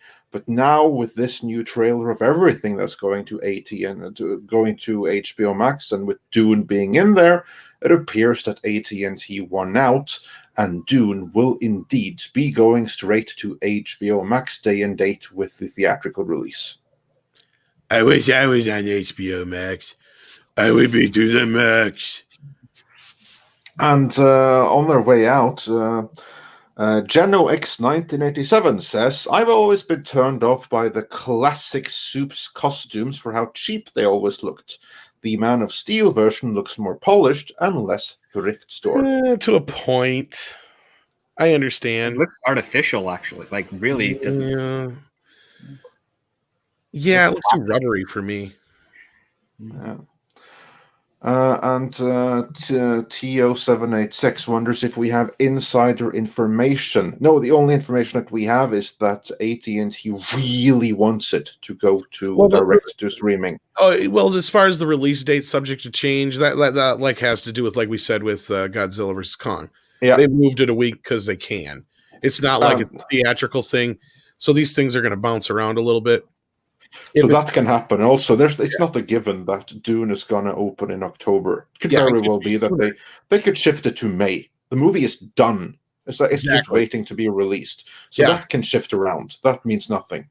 Exactly my point. Exactly. Because unlike a theatrical release where you have to, it takes a lot of shit to set up. This is nothing. This is just them saying, "Oh, we're just going to change it now." Yeah, exactly. So there will be changes. And people are asking now. And people are asking about it still being in theaters. Yes, it will be. My guess is it'll only be if you have like a drive-in or an independent theater, then you'll have a shot to see it. Like my theater downtown here is still showing Wonder Woman, but yeah. So there you go. Yeah. That's basically what's up with that. So with that, then we've even covered the Dune talk in the last moment. And yes, you're welcome, Tia Toe, for us answering that question. And be sure to join us again on Friday. We're going to have some more scripted content for you between now and then. Although exactly which videos remains to be seen. But join us again on Friday. Then we have a very special guest, don't we, Tom? Yes, we do. Lauren Chen will be joining us then. So do check in with us then, and it'll be a good show, I'm sure. She's got a new channel she's going to be promoting, so check it out. And until next time, I want to thank everybody for listening, and I want to thank Natasha for being our lovely wrench as always, taking care of the chat. And anything else you want to say before we go? I want to say, Script Doctor, where can people find you? Check out your channel, Script Doctor, right? Oh, yeah. I have a YouTube channel, youtube.com/ScriptDoctor. So, yeah, feel free to check it out. And if you enjoy, please subscribe. And thank you. And we just got a €5 super sticker from the Rotebaron Snoopy, also known as Grand Wazoo 42. So, yeah, thanks for that.